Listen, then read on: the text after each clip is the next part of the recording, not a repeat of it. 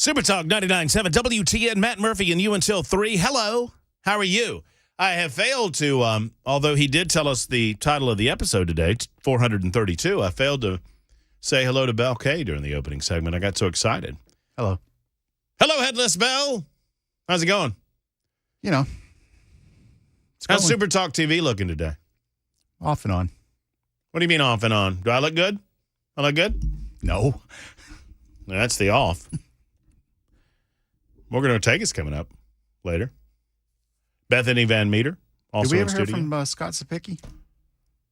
Scott tried to call me yesterday. I talked to him, and he was going to try to work out something, and I didn't know if you had ever spoken to him. He tried to call me yesterday, and I forgot to call him back, honestly. I was working in... I actually spoke to him. I just wasn't sure if you had... I've not spoken to him. What are we working out? He was trying to get the education commissioner to come on the show with him. Oh, well, that would be nice. Around 2:30, if he could make it happen. But he's not sure that... Today? Yeah. Oh. Well, I thought we just talked about that. No, I mean, I'm having the commissioner in the room with you. Oh, that would be nice. Yeah. Like the new... Yes. Bill Lee's new education person. Correct. Yeah, I'd love that. I would love that. I'm sorry I failed to follow up with Scott last night. He was on my list. He and I talked this morning, and he had a meeting with her, and then it was going to try to see if she would come in with him. Well, we'll see if that happens. You know, I'm fair game. 224 Super Talk 99.7 WTN. Someone just wished me happy birthday. I have no idea why. 1940. It is not my birthday. This October 11th, although I'll take it. My birthday was September 1st. You can always send me belated birthday presents, care of this radio station. Let's talk about Israel for a moment, and then we'll move that from front burner. Unless you have some thoughts on it this hour, we've got a block available for telephone calls coming up right after the bottom of the hour. I would say the bottom of the hour news, but we don't get bottom of the hour news during the lunchtime. During the libertarian lunch, it's just me and you, baby. So, the latest from Israel. Obviously, it's ongoing. Israel is engaging in an effort to take back their streets that were invaded by Hamas. Hamas is not just a military terrorist organization. Hamas is a terrorist organization, but also has political clout. Hamas is the leading political organization in Gaza, right? So, for those that don't know, Israel gave up Gaza in 2005, 2006. Hamas immediately took political control of that region and has been growing there ever since, which is why many leftists refer to Gaza as, it's an open-air prison. It's an open-air prison. Well, the Israelis decided that they were going to limit the ability for individuals that wanted to kill them to come into their country. So, sure, they built a border wall, and it actually works for the most part.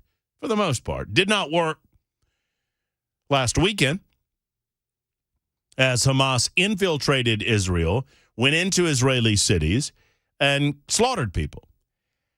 Now, I had someone ask me today if we can really confirm all of the information that's coming out of Israel. And no, in the fog of war, obviously, there's going to be misinformation. There's going to be proper information. There's going to be information that's lost during the fog of war. And we are left to sit back, absorb the information, confirm it with sources that we trust, and try to assess what our action should be as a nation and what our action should be individually, or what our thoughts and feelings should be on it individually. There are three ways for the United States of America. Now, let me put it real simple for you. There are three ways that I have thought of. Did I say 224? I didn't mean 224. I meant 1224. If I said 224, I'm really sorry. One of our super texters is alertly pointing out the fact that I missed the time. My bad. My bad. I don't know. I hear a lot of folks concerned about American military intervention. I don't hear any serious conversation about that, though. I mean, you hear a couple of outliers, Nikki Haley and Lindsey Graham being the two most vocal. What is it about the water in South Carolina that makes you a warmonger? I don't know. But I do not hear any serious discussion about sending United States military to Israel. So there are three ways that I have determined when we talk about supporting Israel. I support Israel. I support Israel. I support Israel, and then celebrities make the number of celebrities that have had to take posts down because they had the audacity to say that they supported Israel. What was her name? Kylie Jenner? She put up a post. All it said was a meme. It was a flag of Israel. It said, I support Israel. And she was lambasted about it so much, she had to take it down because the people that claim that they are tolerant of other viewpoints are most intolerant of other viewpoints most often of the time. And I'm talking about the political left.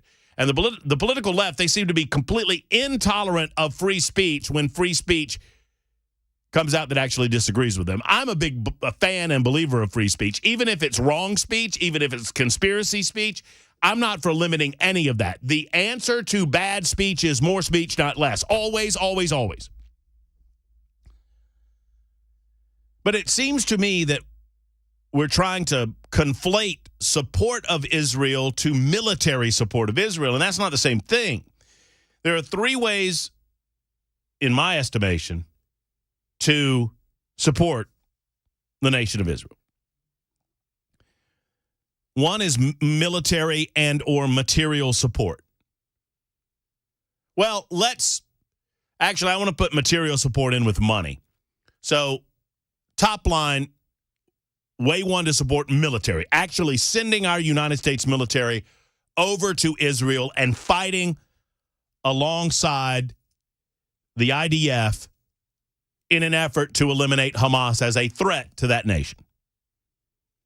Number two, you can support Israel through money or materials, which is money.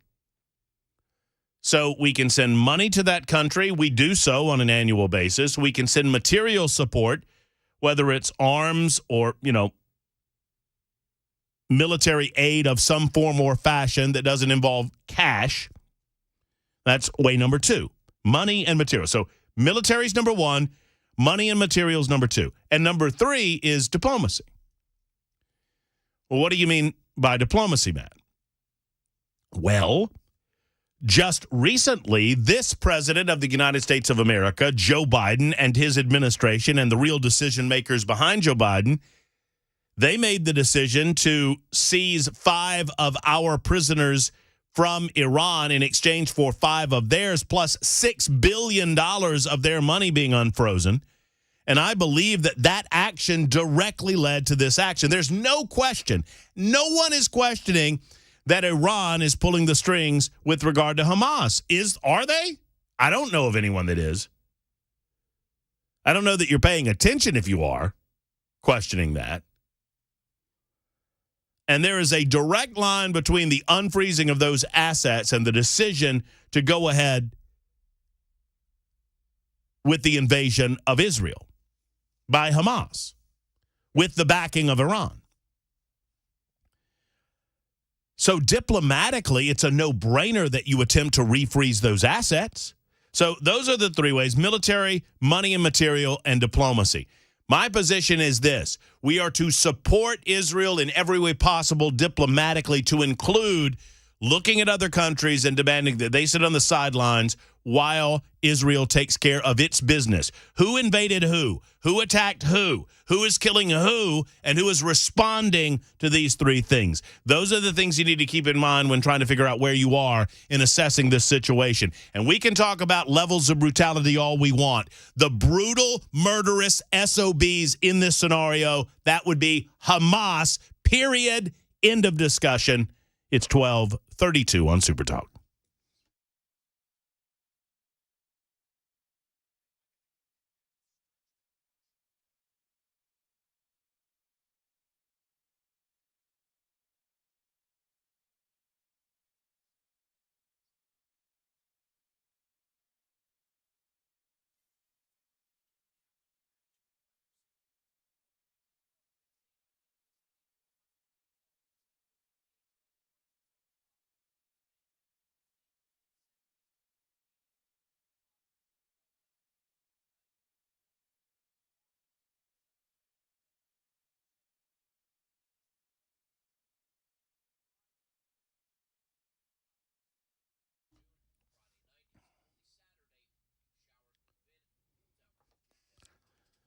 When it comes to home repairs, homeowners oftentimes want to pretend that they don't see the warning signs, but if you do, there's only one way to stop it, and that is to call USS, United Structural Systems. When USS comes out to your home, you get problem solvers who provide ultimately peace of mind to their customers, the homeowners. You don't get somebody that's trying to meet a sales quota. You don't get someone that's trying to upsell you on anything. You get someone that's diagnosing the issue, and they've been doing so for almost 30 years now. And they have, don't trust me, 25,000 residential customers behind them saying that they were 100% satisfied and they love USS and what they did for their home. You don't want to have to spend your money on foundation repair. You don't want to have to spend your money on concrete leveling. You don't want to have to spend your money on waterproofing. But if you have this issue, that expense could just grow in time if you don't do something about it. USSTN.com. Homeowners trust USS. USSTN.com. If you're in Middle Tennessee, Southern Kentucky, or Northern Alabama, within the sound of my voice, call the best. Call USS. 615-488-7855. 488-7855 for USS.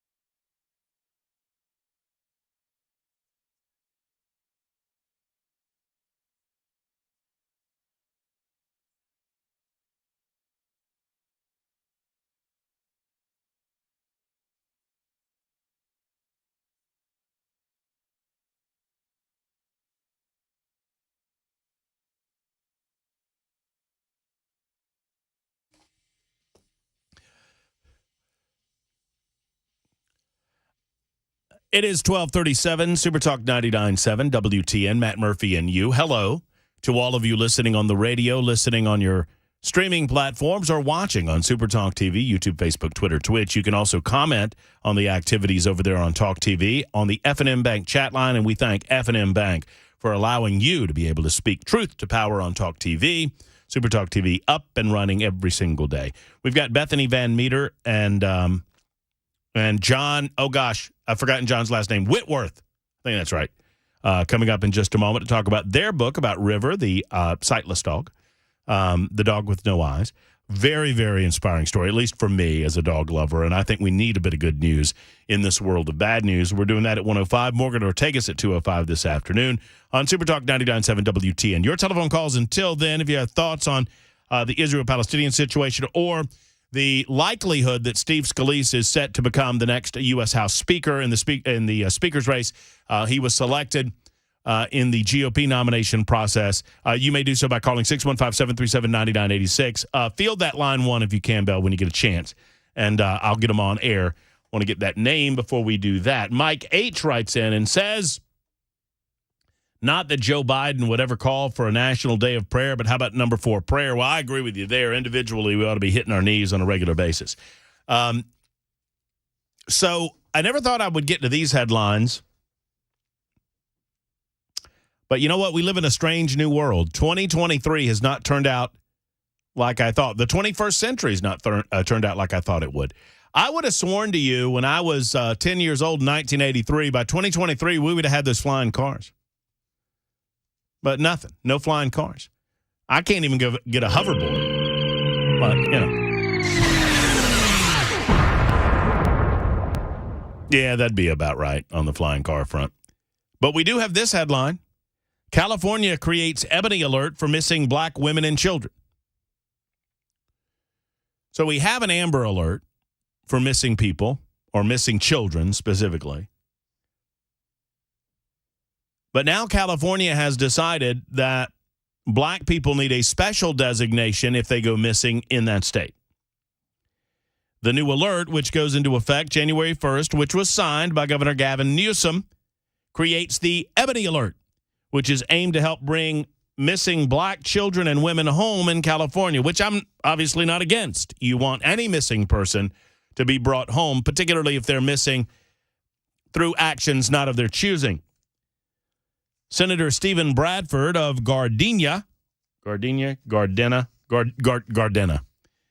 wrote the bill and praised Newsom's support. Bradford said the state's missing black children and women are disproportionately represented in missing persons lists and is a crisis for the state.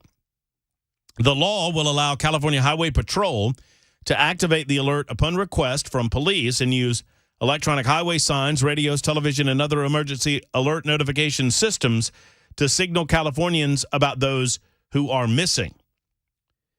Bradford said in a release, the Ebony Alert will ensure that vital resources and attention are given so that we can bring home black children and women the same way we search for any missing child or any missing person. Wait. What? I feel like that meme where Charles Nelson Riley's playing that character on Adult Swim. What? So currently in California, which is run by Democrats, which is being run into the ground by Democrats, they don't treat missing black people the same as they treat missing white people right now, and this law is to correct that?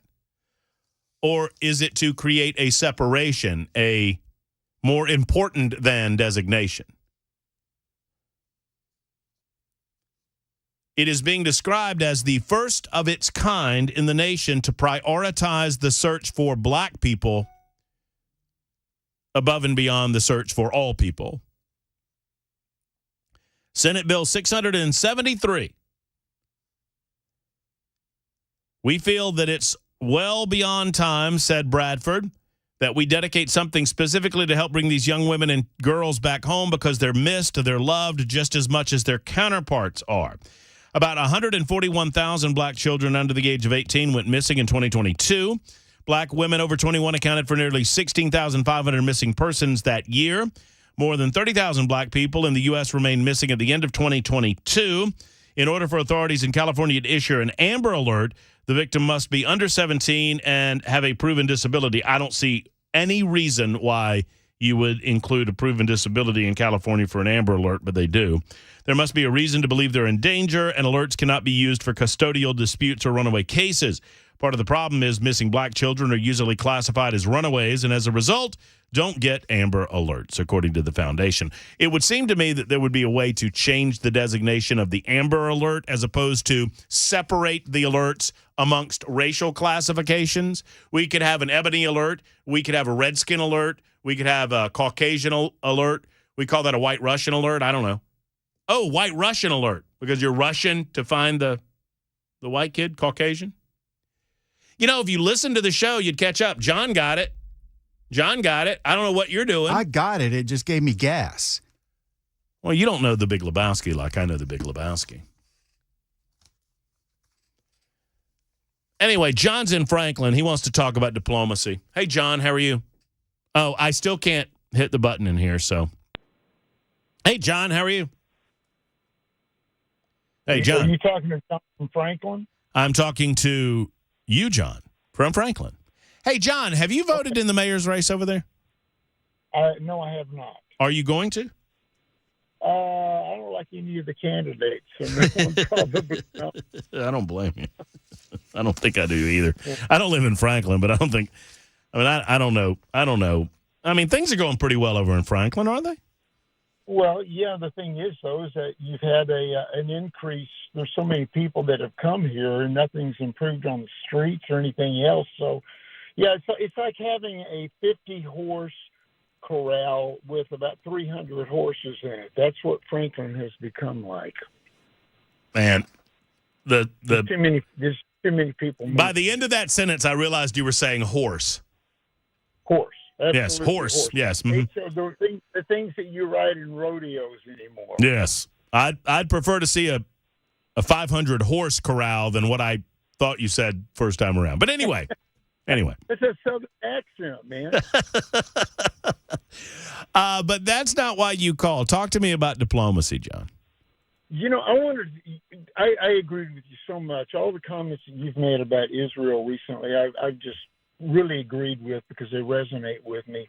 One of the things that I think would help is, and I run into this all the time because I'm involved in the Jewish community to a degree, and I've been to Israel a couple of times and saw what happened over there. I've studied Israeli history. One of the things that we have is so much bad information that comes out. Hamas, the PA, all those guys probably have the greatest PR department I've ever seen in my life. So there's a lot of pathetically misguided people, and they will fight you. And it's a matter of alerting people to know the things that you're hearing about the Jews, and those things are so far prejudiced and biased, and they're not right. They're being taught in the colleges. Everybody's standing up. You know, it's an apartheid state. It's doing these things. No, it's not. And just standing up and saying, no, your information that you've got is not accurate. And you're defaming a place that actually is, if it wasn't for Israel, we probably wouldn't have a telephone or the medical advancements that we have. So I think that would be a way to really help Israel because, again, they get so much bad press for things that they're not doing. Well, and we've seen this cycle before. Frankly, we haven't seen it in some time. In as much as when Donald Trump was president of the United States, it did not seem that the bad actors in the Middle East did the bad actions, right? But the cycle repeated itself quite a bit when I was in my 20s and my 30s and even into my 40s, in as much as you see whether it's the PLO or Hezbollah or Hamas or more broadly the Muslim Brotherhood, they commit an act of violence against the Jewish people or the state of Israel. And those two things they overlap quite a bit, but they're not one and the same necessarily, but they commit an act of violence against them. Hold on. And once the dust settles and we count the dead bodies, all of the usual liberal talking heads here in the United States and around the world tell us, we need to calm down. We need a ceasefire. We don't need a disproportionate reaction to what happened. And I'm just sick of it. I'm sick of not allowing Israel to do what they need to do to at least in the near future eliminate the threat that stands at their doorstep in the form of radical Islam. Well, it's an everyday event. Because the thing is that people never know when they're going to get on a bus and get blown up, or they're going to be rammed in a car, stabbed in the market. I've been there. I was in Israel a couple of years back. I was there for 6 days, and I missed 4 incidences by an hour, and it was insane. And then they you poke the bear, and finally the bear gets tired, and it takes a swipe at you, and then you're screaming, "Look what the bear did to me!" Well, you're the cause of the problem. And if you're going to be the cause of the problem, expect to have some retaliation. Israel doesn't need the United States to come over there and fight for them. I've said many, many times that if the United States were to go to war with Israel, I would join the IDF because I'd like to be on the side that won. Because they take care of business, but they're hampered by the EU. They're hampered by world opinion. They can't defend themselves because, you've even got people here that fight against Israel all the time, and they have no recourse. So it's like, let them take care of business because these people are a very serious problem, not only to them, but to us and the world as well. Well, and I speak, and here's what I will say, John. I have complete moral clarity on who the good guys are and who the bad guys are. And I don't need to be told. And, I'm not here to tell major news networks how to do their business necessarily. I'm not here to tell any other host how to do their business. But I don't need, through my life experience, any discussion about who the good guys are and who the bad guys are because I know who they are. Yeah. That's just me. And that's just me. So, everything else is window dressing. There's one group of people that want to figure out a way to live in peace, and there's one group of people that want to kill the other group of people. And that is the end of the story. Exactly. And the Israelis just want to live in peace. They want to raise their kids. And I understand that, and I understand the nature of the genesis of the anger that the Palestinians have outside of their Jew hatred. They have an anger because they feel like that they were colonized back in 1948 and they don't like it. To which I say, get over it. Blame the British. Blame the British for that thing. They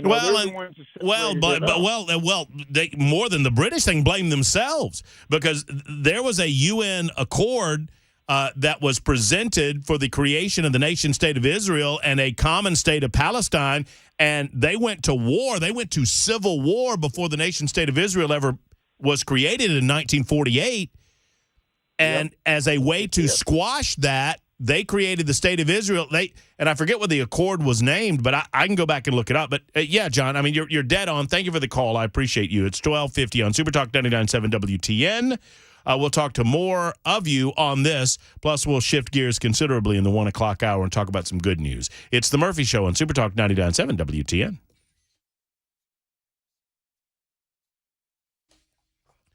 Hey, friends, 2 locations for Savory Spice, and I want you to keep these in mind if you're out and about in Franklin, just off the square next to Gray's Pharmacy. Everybody knows the big pharmacy sign with Gray's. Right by the Gray's Pharmacy sign, you'll find Savory Spice. You'll smell it before you see it because the incredible smells of the spices just waft out of the door. Oh, my goodness gracious. Holly and David, they're so good at what they do. They bring the freshest spices to the table. They bottle them up right there in front of you in most cases. They've got different spice blends for different food items. They've got shakers that you can use on veggies, that you can use on meat, that you can use on popcorns. Anything spice, anything salt related, they've got it at Savory Spice. Plus, if you're not sure about your cooking technique or if you want to learn how to cook a little better, you can go a long way by just going to Savory Spice because they have different spice blends. They'll tell you how to make these delicious dishes for you and the family. Another location's L&L Market, that one in Nashville on Charlotte Pike. Go by to either of those locations and tell Holly and David that I sent you to the one and only Savory Spice. If you're ready to up the food game, you up the food game by upping the spice game. You up your spice game with Savory Spice.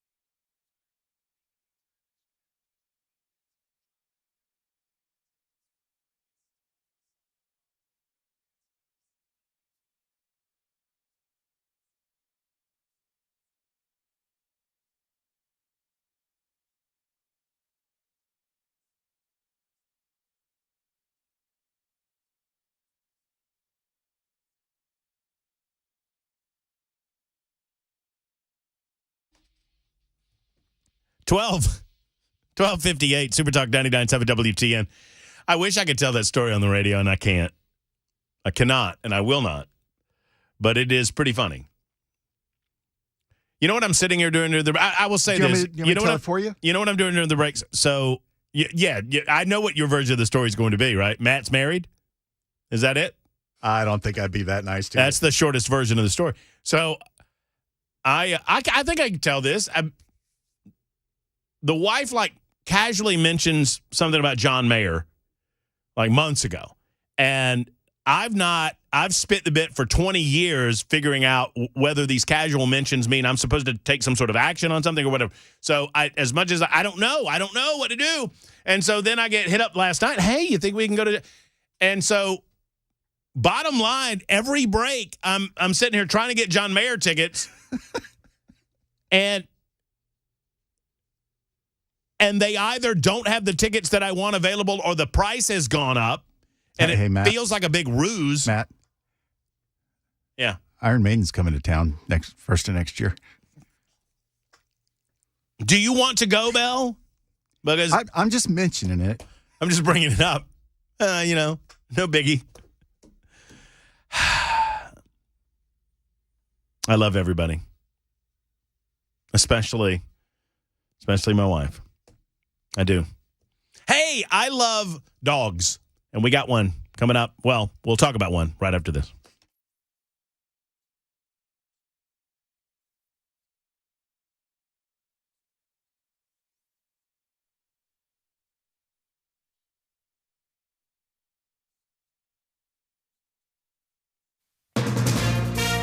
From ABC News, I'm Michelle Franzen. A closed-door first round of voting for Speaker of the House, signaling that House Republicans are still split on a leader and agenda, including critical funding for Israel and Ukraine. The situation feels as chaotic as ever. The secret ballot had Majority Leader Steve Scalise winning the votes of 113 House Republicans. But 110 Republicans voted either for Jim Jordan, for someone else, or as present. And some on the losing side are saying they won't vote for Scalise on the floor.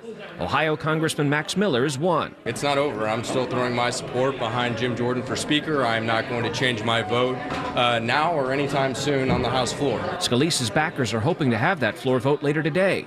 Stephen Portnoy, ABC News, Washington. The drawn-out fight among House Republicans coming as the Israel-Hamas war flares up. Reports Israeli forces have exchanged fire today with Iranian-backed Hezbollah militants along Israel's border with Lebanon. 22 Americans, now among the more than 1,200 killed in the multi-pronged Hamas attacks. And Israeli airstrikes in Hamas-controlled Gaza is also leading to more than 1,000 Palestinian deaths. More than 2 million living in the territory the size of Philadelphia now trying to get out. ABC's Ian Pannell is in Israel with more. The U.S. says talks between Israel and Egypt about creating safe passage for some residents to leave are taking place. But the last remaining crossing out of Gaza was bombed by Israel yesterday. And for now, life inside Gaza is perilous. Testimony continuing in the federal trial against former crypto CEO Sam Bankman-Fried. This prosecution's star witness is ex-girlfriend Carolyn Ellison. Ellison testifying Bankman-Fried used FTX customer money to make political donations, believing it would reap very high returns in terms of influence. Even believed there was a, quote, 5% chance he would become president, according to Ellison's testimony. ABC's Rebecca Jarvis. You're listening to ABC News.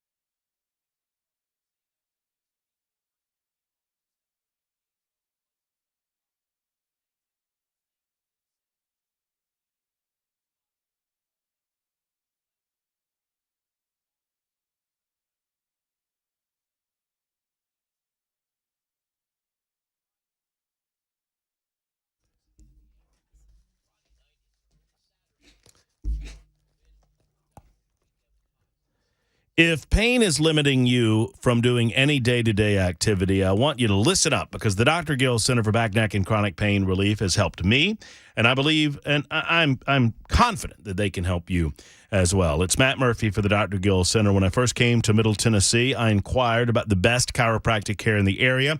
Over and over again, I was told that the Dr. Gill Center was the place to go, and it most certainly is.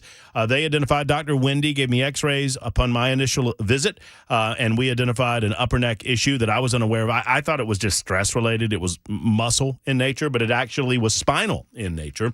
And we did some decompression therapy over a series of a few months and took care of business, and I don't have that pain anymore. Now, my lower back pain is a little more of a permanent issue with the some of the stuff that's going on with my spine, but they have eliminated the need for pills for me, and I don't consider the need for surgery anymore. You can get out and about, you can play golf and do activities out of doors. Thank you to the Dr. Gill Center.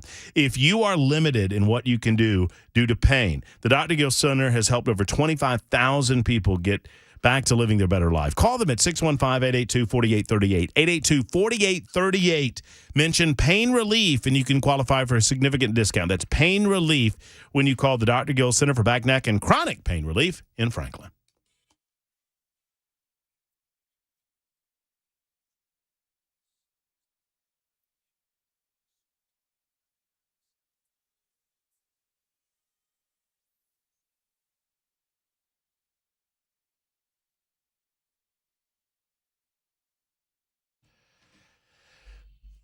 All right, back to the business of the news of the day coming up in just a couple of minutes. Let me update you on where we are before we get into our guests who are in studio. I'm very excited about this conversation because it has nothing to do with politics. It has nothing to do with bad news. It has to do with some of my favorite subjects, dogs being the primary one.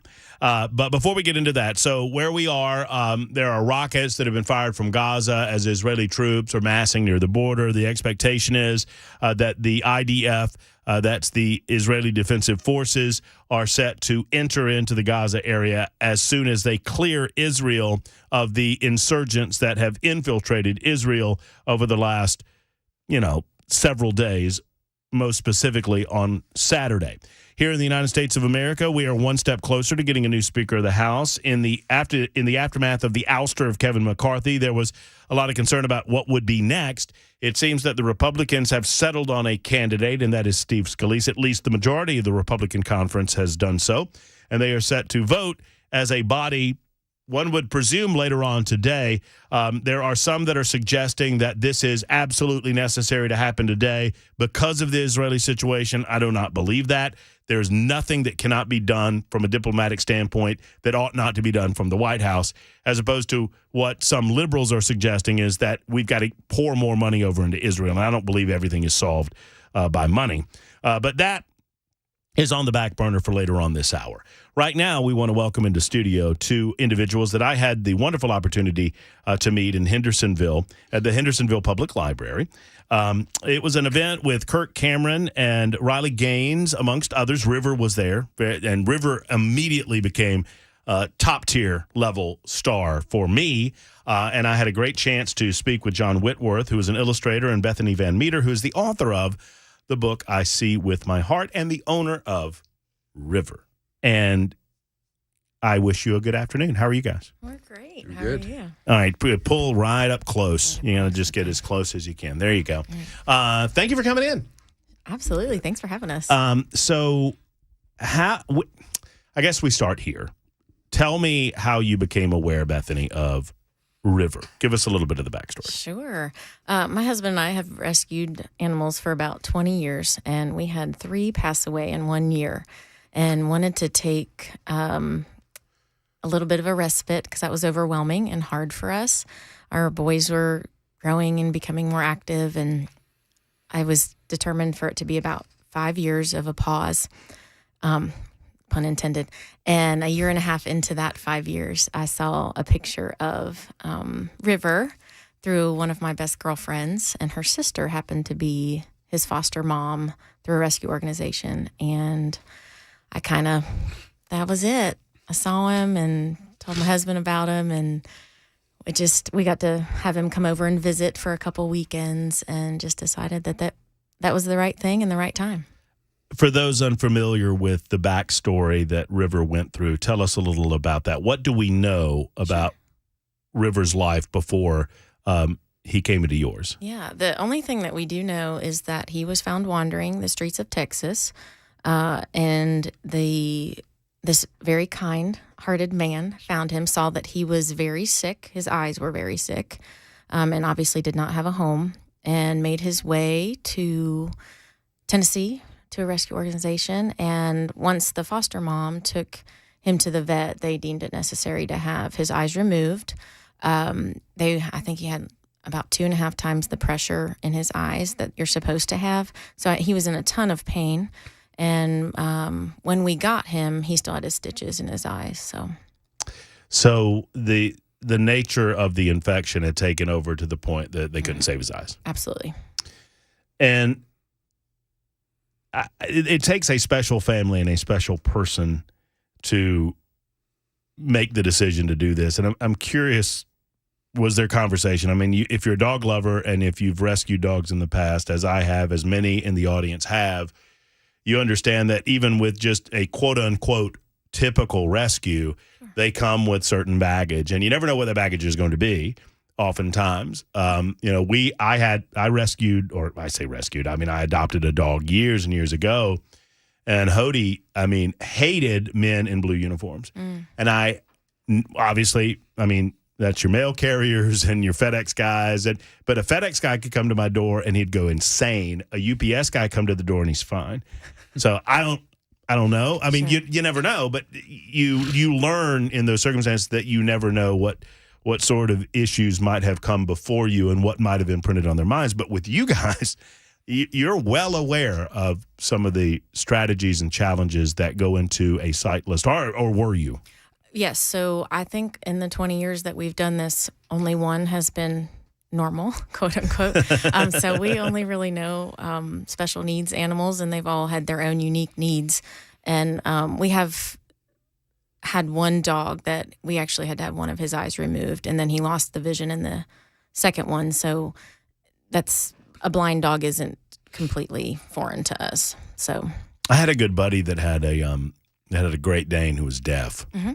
And this guy was just absolutely bonkers because we communicated with him by floor vibration. You banging on the floor, banging on the walls, or whatever. Mm-hmm. Those levels of communication. But it's hilarious to watch people around a deaf animal when they call to him and he doesn't come. But what was the process assimilating River into your home and into your life? Sure. Well, at the time, we didn't have any animals, so I think that was probably a little bit helpful for him to just get acclimated to just us and not the chemistry of another animal at the time. It took a while. It usually takes about 3 months to decompress for an animal, especially a rescue, when you don't know their background. It's our guess that he probably had a good life at one point, and maybe there was a death in the family, or somebody just couldn't take care of him or was overwhelmed with the eye situation. He has a very calm, sweet demeanor about him, as you know. Mm-hmm. And so it took him probably about 6 months his only flaw, we've decided, is his separation anxiety. So, but if I didn't have eyeballs, I probably would have separation anxiety too. How long have you had him? It'll be 3 years in February. And how do you know roughly how old he is? We think about 7 now. Okay. And he's probably, with the eye, he couldn't see through the eyes before, so he's probably about half of his life not had his vision. And he's very smart, and he has learned to adapt really well to, it just takes a lot of patience. That's all, really. And the natural, I ask these, I would call them dumb questions so the audience doesn't feel like they have to, but I will ask them, does he, I would assume other senses take over to a certain degree. Has he acclimated to his space? In other words, I would expect that there's a certain level of bumping into things. We call him bonks, and he does have his bonks, but he has a phenomenal memory, and it's kind of eerie to watch him. It's lovely to watch how confident he is in his go-gettedness and his journey, but he memorizes really well. I walked him through the house several times, and we don't move furniture, needless to say. But that would be cruel if you did. Yeah. I know, not nice. But I walked him around the backyard, so he knew the perimeter of the fence and things like that. But he has almost this extra sense. I feel obviously his other senses take over, and they've become heightened and stronger. But he just has this awareness that's kind of I've seen unique. these stories. I wonder if dogs have the ability, and who knows, somebody smarter than me can tell me, but I've seen these stories about individuals that grow up blind that have a sonar ability that we don't, and they listen for bounce back. So they hear sounds bouncing back to them, and that's a way of them knowing how far away something is. Absolutely. And I'm wondering, if you've experienced anything like that. So the first time I really witnessed that was earlier this year. We were doing a reading at a school, and I had to take him out to go to the bathroom. And we were in kind of this courtyard area, and I could see him hearing the sound bounce off of each wall within that courtyard. And it just kind of hit me like, well, duh, that's how he does it. So. If you've never seen River, and I know half the audience, our dog lovers in the audience, are wondering, well, how can I get some eyeballs on, no pun intended, some eyeballs on River? You have a website. Obviously, we're going to talk about the book here in just a second, the children's book. But tell people how they could immediately go to their computers and see a photo of River. Well, he's on Facebook. He has a Facebook page. Aww. He's on Instagram. And but if you go to rivervanmeter.com, it's pictures and explains a little bit of his story. And there's a way you can set up a reading and things like that. So River becomes a family member. How did that transition into your inspiration for a book, and how did that lead to your collaboration with John? Sure.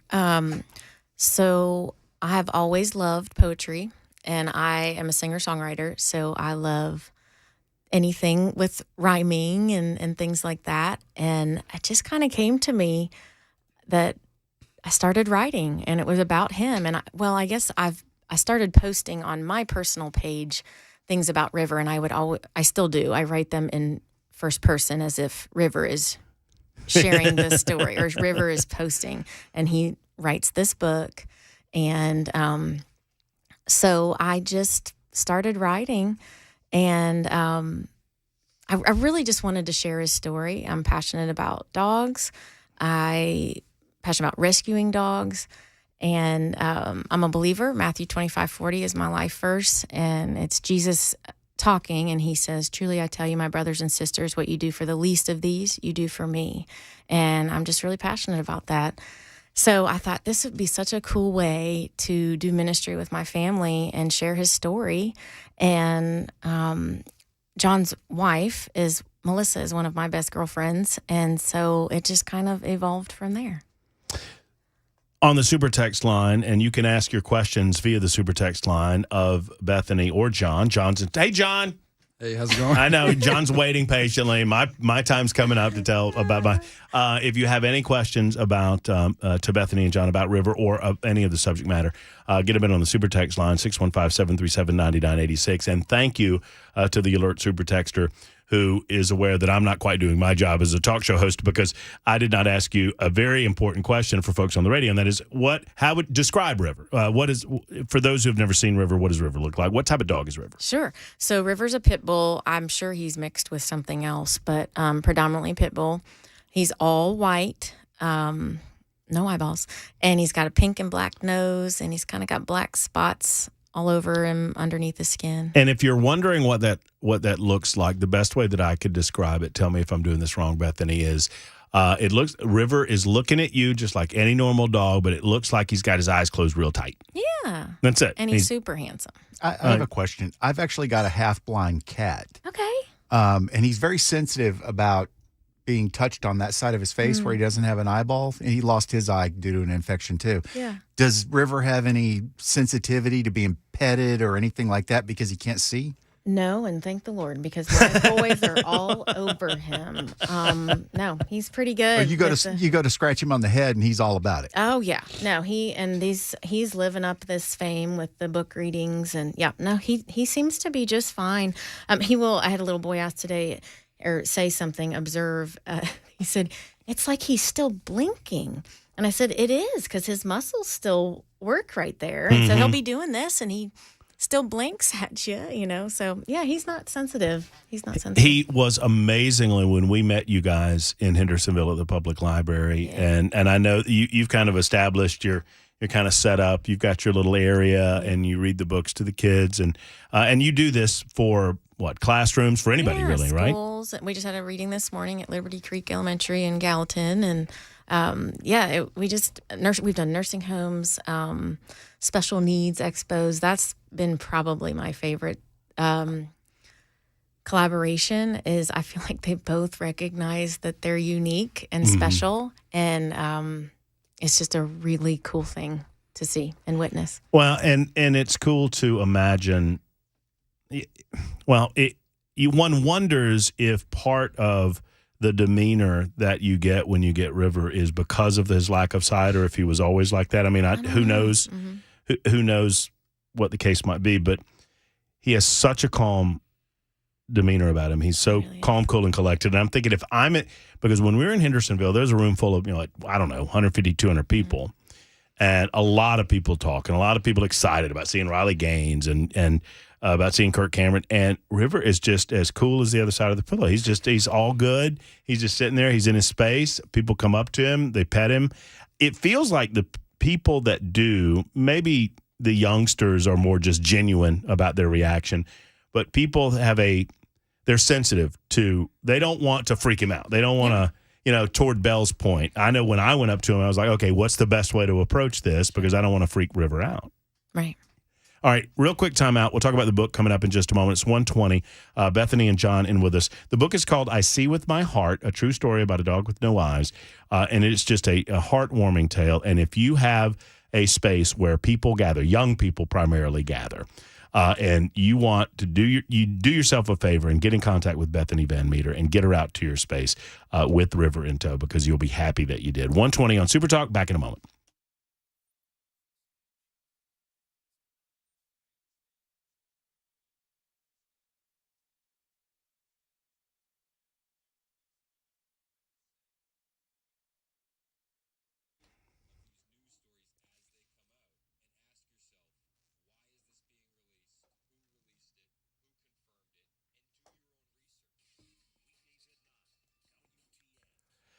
I want to talk to you for a moment about healthcare, and specifically about yourhealthcareplanman.com. If you pay for your own health coverage, and many of you do, or if you're looking for coverage, do not make the mistake that so many do and go online looking for quotes. You get endless calls from call centers. They don't stop. Instead, I want you to call your health Plan Man team of experts with over 25 years of experience.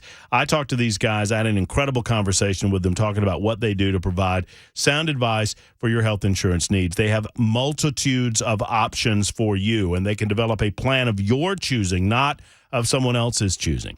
Their freedom of choice plan, for example, allows you to pick your doctors. It's 30 to 60% lower in cost than Obamacare. The monthly premiums are independent of your income, so there are no surprise tax bills. If you pay for your own health insurance coverage, you owe it to yourself. If you're uninsured, if you're on COBRA, or if your employer coverage is too expensive, call your health planman.com to find out more. Here's the number, 855-4-PLAN-MAN. That's the number 4, 855-4-PLAN-MAN, or go to yourhealthplanman.com. It's a mouthful, but once you get there, you'll save a ton. Yourhealthplanman.com for more information.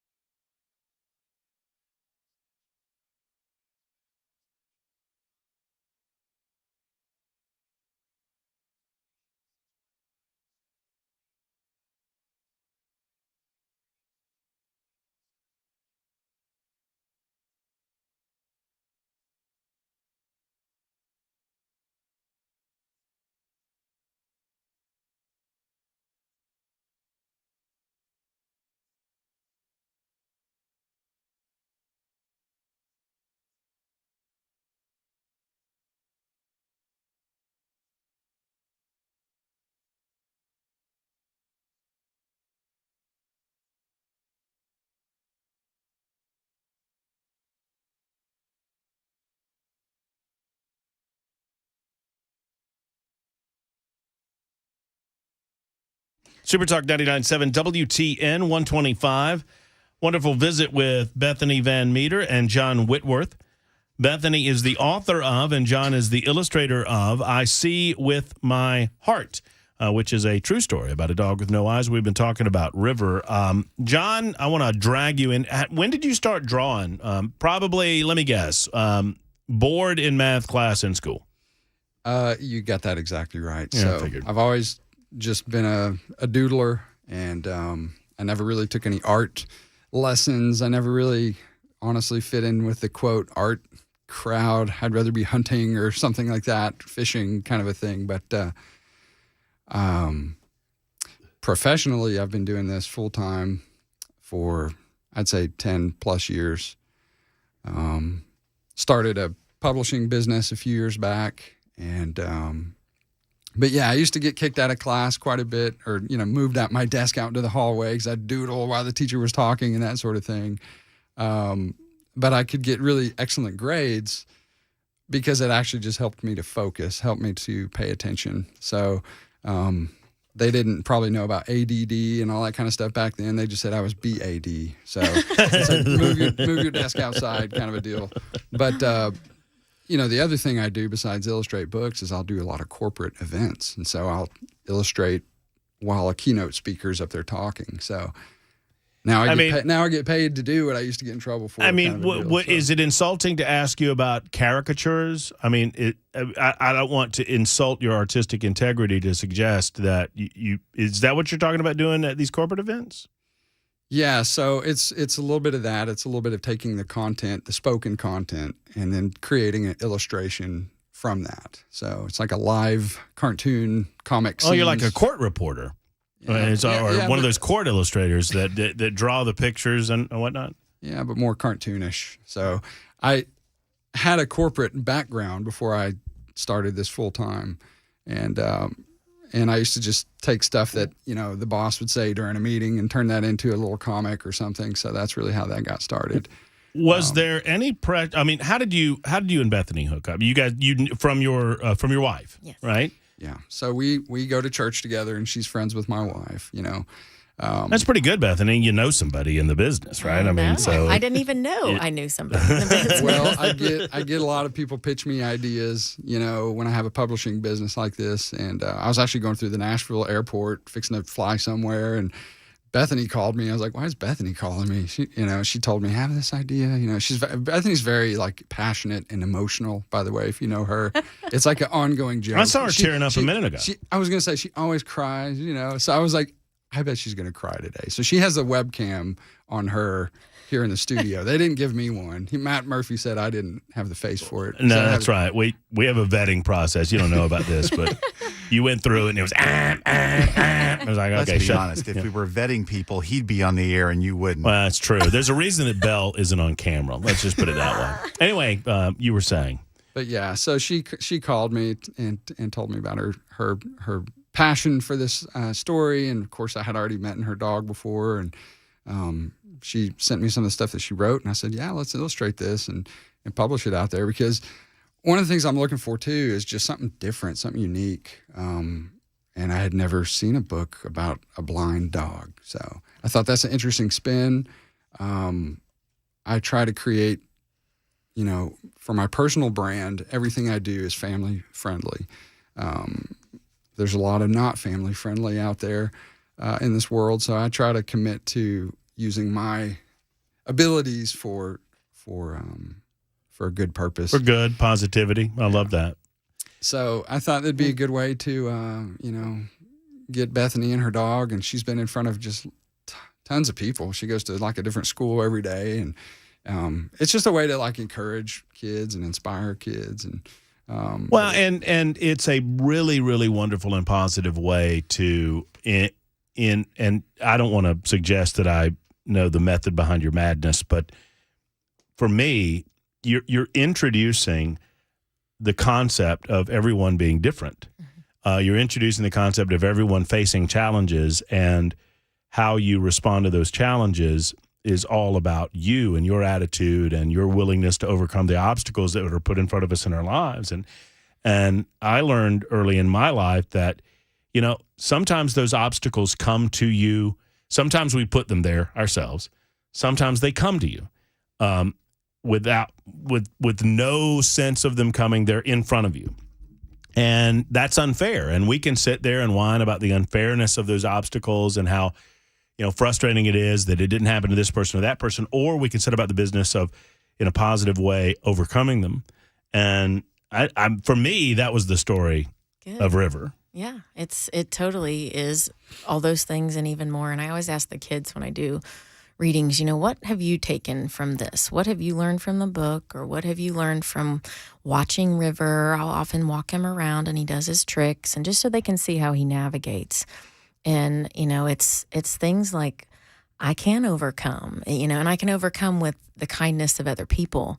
I can, I don't know. It's just everything that you said is exactly right and exactly what I wanted to share. And I wanted to be positive and encouraging, and that just because he looks different on the outside doesn't mean he's not capable of being loved and capable of loving, and he has value, and I get to share that. He still has value. Another quick timeout. Bethany and John with us for one more segment as we continue on the Matt Murphy Show on Super Talk 99.7 WTN.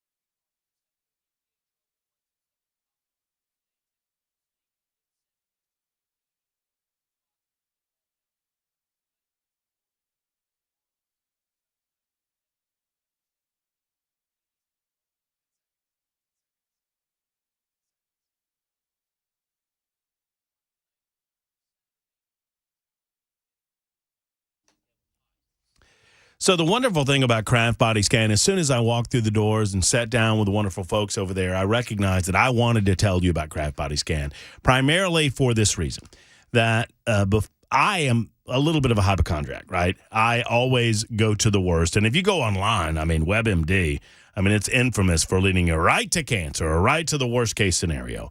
Well, what if I told you there was a way for you to get peace of mind, a private health consultation that leads you to a CT scan that takes 5 to 8 minutes, if that, and you can have said peace of mind with regard to your health? Well, that's what Craft Body Scan is doing right here in Nashville, and they want to help you.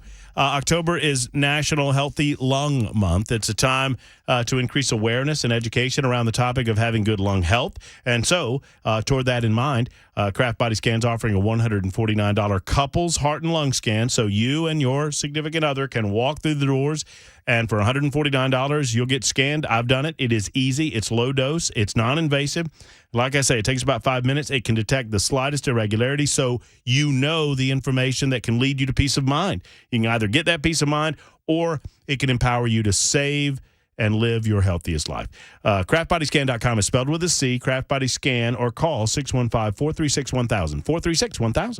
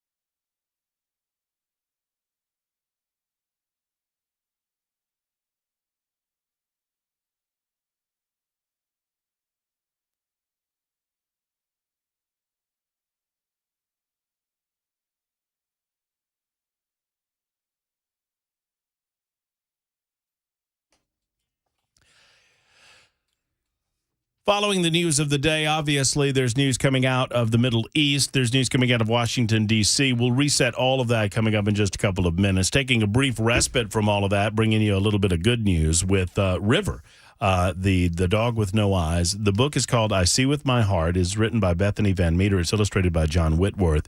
And if you want to find out more, I mean, is the best way to go to your website, John?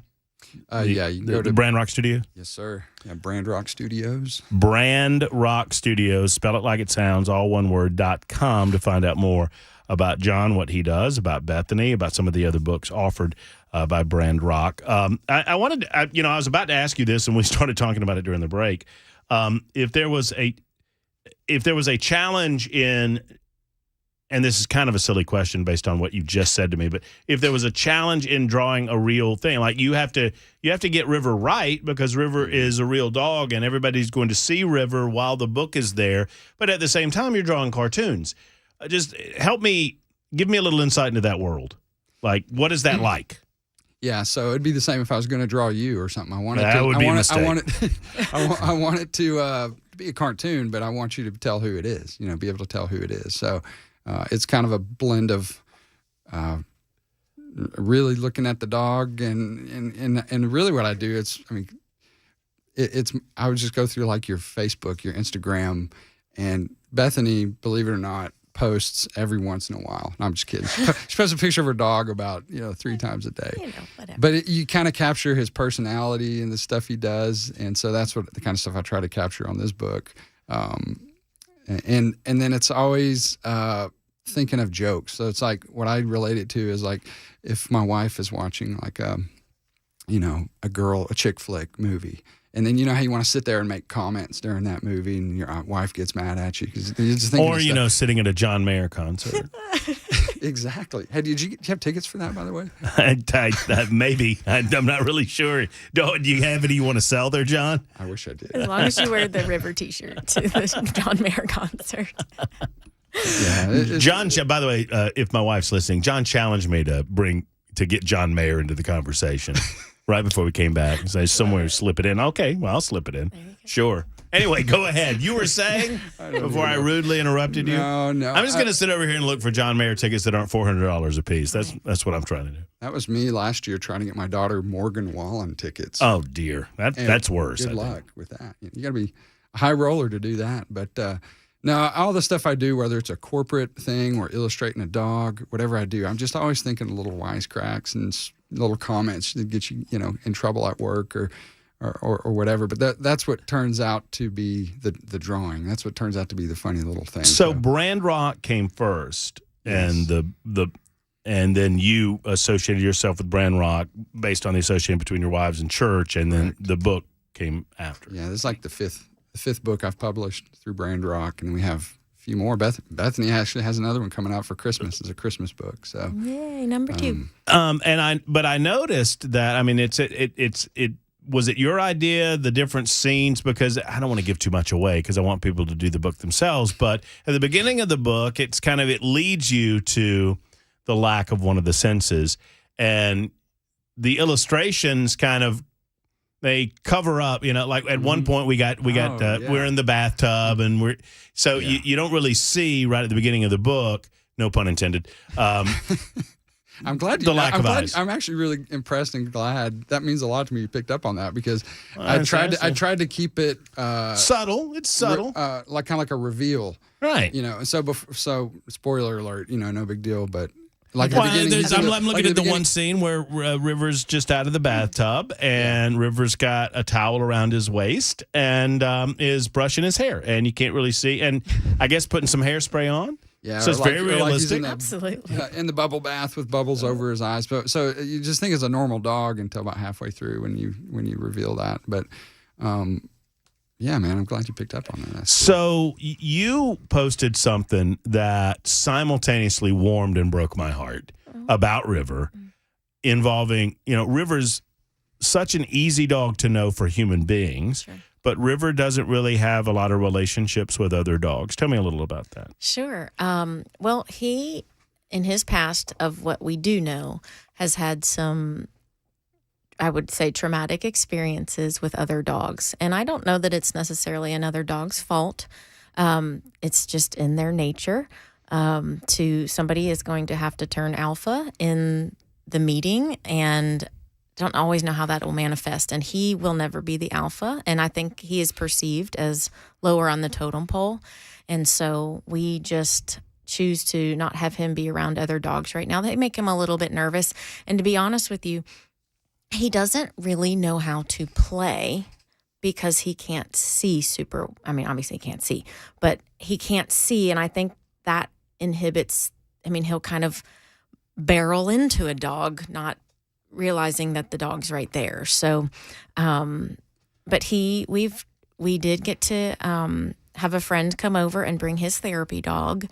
And it went really, really well. And it was super sweet and super cute and got us all a little bit teary-eyed that he made a dog friend. It makes sense. We don't have to make sense of it necessarily, but it makes sense that if you understand anything about dogs, that a dog upon meeting River, some of them, not all of them, but would get a little aggressive. And that's what we're talking about. They get aggressive, and then they make him uncomfortable, and then it's weird, and we don't want to do that. But it was so sweet to see your reaction more than anything, and your family's reaction more than anything, to River having an opportunity to be with another dog and to be more comfortable with another dog, which is just very, very sweet. Yeah, his name's Chance, and his dad is Matt, so it's super, super cool. How can people find out more about the possibility of getting you guys into their school setting, into their church setting, into whatever setting where people gather and you think you might have some benefit from learning more about River? How can they do that? Sure. rivervanmeter.com is my website. And then, John, do you want to say your website? Yeah, my website is brandrockstudios.com. And I just have a quick question. I wonder if he was in a room with a bunch of other blind dogs. Who would be the alpha then? I don't know. See? I don't know how it works. That's the next idea right there. Next book, or a couple books down the road. Well, maybe so. I don't know. I'm surprised John came up with that question. Were you taking a selfie? Was that what you were doing over there? I think we caught John taking a selfie during the interview. I post on Instagram like once every other month. Once a I'm so millennia. bad about it. So I'm trying to be better. Yeah. What outside of River and outside of the book, what else is going on in Brand Rock's world right now? You got anything popping? You mentioned another book with Bethany, right? Yeah, she has another book we've did coming out for Christmas. Yeah. I also have another Christmas book for another author coming out this Christmas as well. And then next year, I'm hoping to get it more into animation. So right now it's been publishing for forever. And both of you guys are in Hendersonville, right? Yes, sir. Well, it's a wonderful pleasure to know you. It's a much greater pleasure to know River. Absolutely. Bring River next time. Okay. And because we wanted to make sure that everything, because I didn't want to freak River out, and I didn't know. I don't know. I'm a goof, so I should have assumed that as many school settings and church settings and whatnot that you go into, that River would be okay. But no, I think this was great to do this, but I assure you he will be excited to come next time. My husband will come, and as long as you're petting him, he will be quiet. Before you go, I'm compelled to ask a couple of questions from the Super Text line too. What is life just like on a normal day for you guys? For example, you're watching a show, River's there, you get up to go to the other room. Does River go with you? No, not anymore. He just, as long as he's in his comfy spot, we kind of joke. A child asked today, did loud noises or storms scare him? Gunshots do not scare him. Fireworks do not scare him. And storms do not scare him. So he's pretty chill about, as long as he knows that we are in the house, he's fine. And he's real comfortable. So he just stays there. Early on, did you try to go somewhere and leave River? I mean, you mentioned the separation anxiety. We have a couple door frames and doors that have seen better days, but he has babysitters. Oh, and it's always good to find those. I know. So he has babysitters, and he does enjoy to be outside. Though we have some land, so he's got a big, nice fenced-in area and covered patio. So he's pretty good. What would happen if you just set him out and about? I mean, does he just go?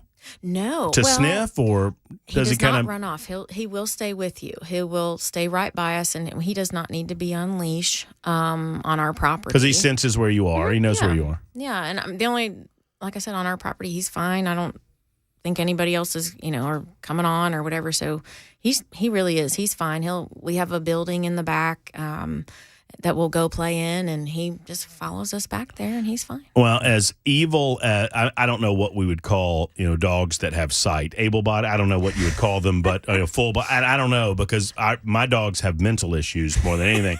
We've had plenty of But those. as fun and as frustrating as my dogs can be, I just, my heart goes out to you, Bethany, for your willingness to bring in a special needs dog. And I'm reminded of those families that seek out, and I don't know that I could do it, that seek out the senior dogs, to find a good home for them in the latter stages of their lives, so that they don't have to spend the latter stages in shelters or in foster care. Right. And I'm drawn to you that you're doing God's work, and you're, by extension, sharing that work with other people and showering them with, it's all good. It's all a wonderful thing. And that's why I wanted to have you on. Thank you. I'm so glad, and I'm so grateful for my husband's support. We're both animal lovers, and we're really honored to do it. Truly honored to do it. John, thank you. Hey, thanks, man. Bethany, thank you. You're so welcome. You guys are Thanks. awesome. 148 Super Talk 99.7 WTN. We'll reset the news of the day coming up in a moment.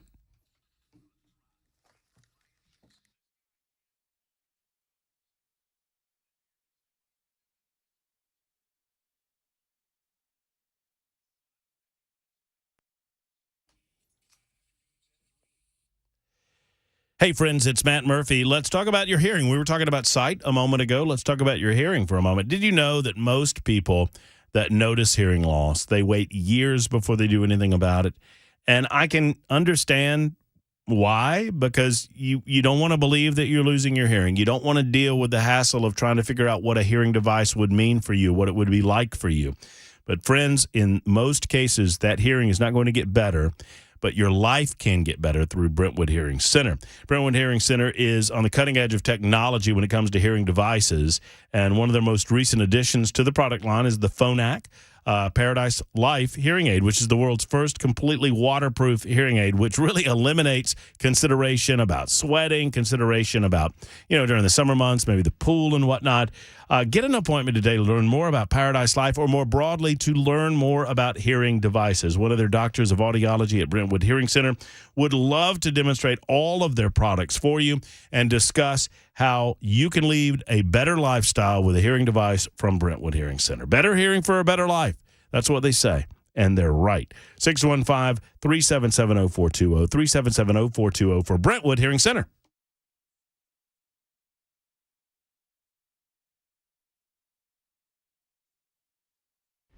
Hi, I'm Paul Winkler. One of the things you hear me talk about frequently on my radio show that has been going for over 20 years in the Nashville market is that annuity sales are not necessarily a great thing for the end investor. Now, if you go to an investment firm, a lot of times you'll get that. The first thing that they recommend, an annuity. Banks and investment firms recommend these for one really good reason. And many times that reason isn't the best thing for you. It's commissions. It's a huge moneymaker for the investing industry. This is why I think it's so important that when you work with an investment advisor, that they not be paid on commission. It creates a huge conflict because it creates an incentive to sell you things that may not be in your best interest. If you want to learn more about our approach to investing and financial planning, go to paulwinkler.com and set up a free 15-minute phone call. We don't do anything on commissions.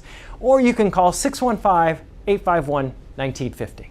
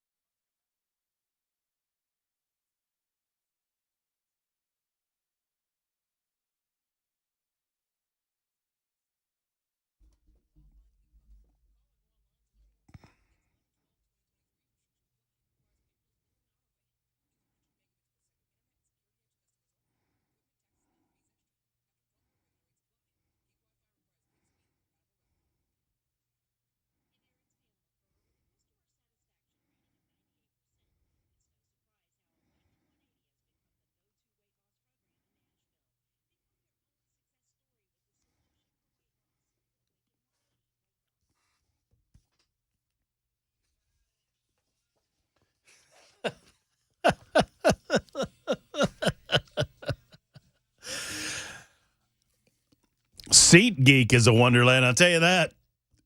155 Supertalk 99.7 WTN. So just to give you a little background, and thanks again to Bethany Van Meter and John Whitworth. The book is I See With My Heart. I took a veer away from the news of the day, which is so troubling, to say the least. It can be, to a certain degree, depressing, and I try to find opportunities to lift you up, to lift me up, collectively to lift us up, and I just find the story of River so inspiring. River is such a beautiful dog. River did not come along today, but I met River in Hendersonville, and he's just such a joy to be around. He's like any other dog, except he doesn't have any eyes, and you just recognize that. And the fact that Bethany took him in and uses him to help kids in a positive way talk about differences and obstacles and overcoming differences and overcoming obstacles, and I just think it is it's a fabulous story, and I wanted to share it with you.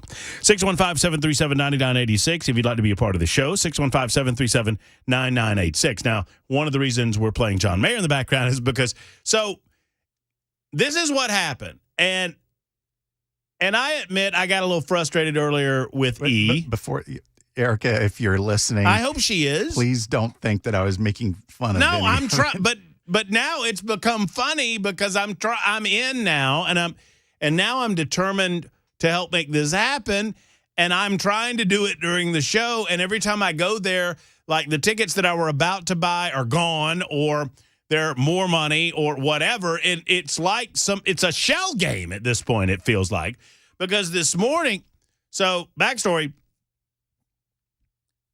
Erica mentions randomly some months ago that John Mayer's coming to town. Well, okay. Well, every artist at one point or another comes to Nashville. And me being a boy, you don't pick up on those cues. And, my thing is just tell me. And I don't know.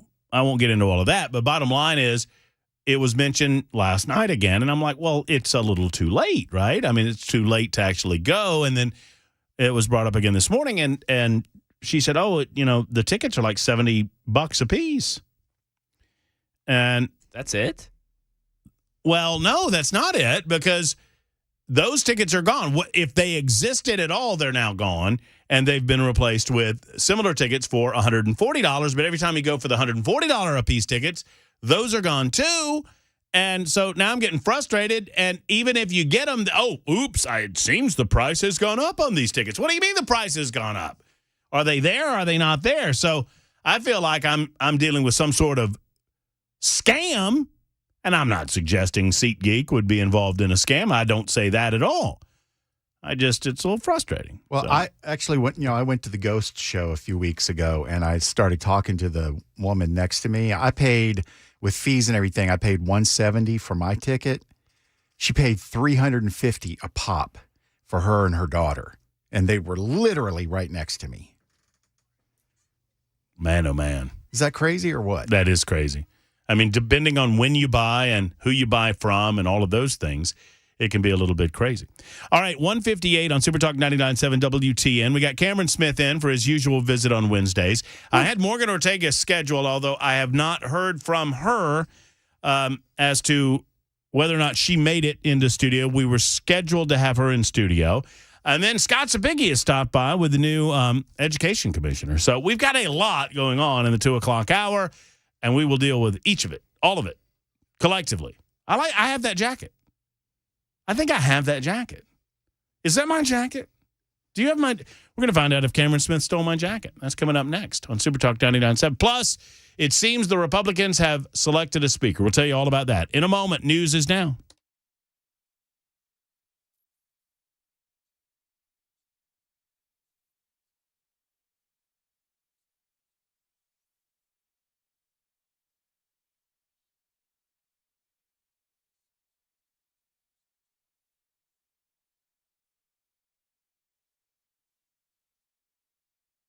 Two o'clock, I'm Mac Maury with your top stories. Right now, 71 degrees, partly cloudy today on Music Row. Complete weather forecast 2 minutes away.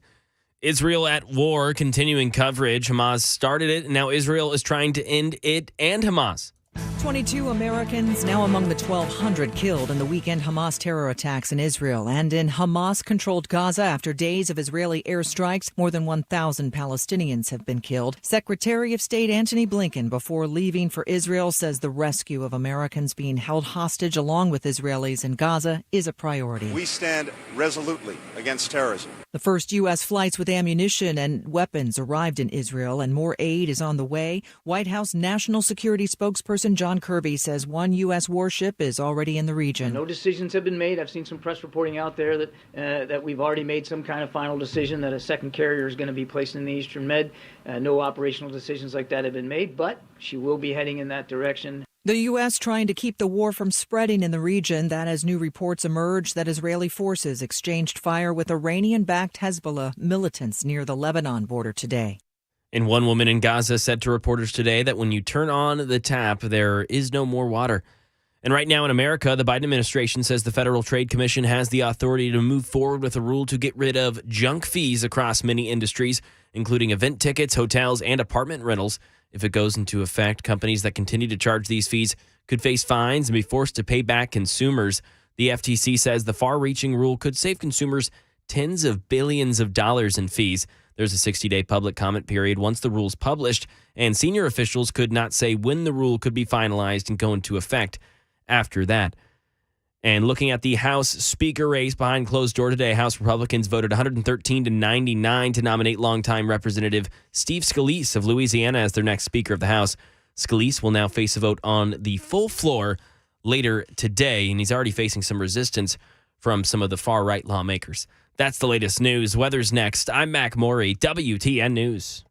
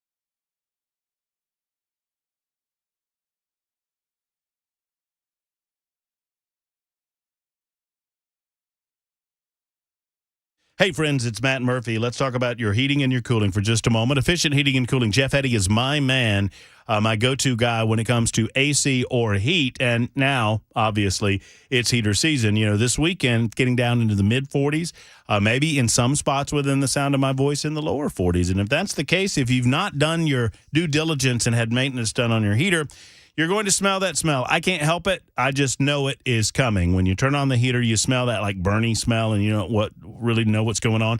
If you want to avoid that, or you want to make sure more seriously that you're effectively maintaining your unit to get more life out of it, I encourage you to call Jeff Eddy in Efficient Heating and Cooling. He never charges over $125, no matter the number of units you have at your residence. That's a max fee, and oftentimes it's less than that on a maintenance call. He doesn't charge overtime because your heater doesn't know what time it is when it goes kaput. Hopefully it won't go kaput at 7 or 8 o'clock at night, but if it does, Jeff's your guy. Efficient Heating and Cooling. Call him today. They are a diamond contractor with Mitsubishi Electric. They're an elite pro partner with Rheem, and they want to talk with you. EfficientHVAC.net, EfficientHVAC.net, or call 615-784-4424 for Efficient.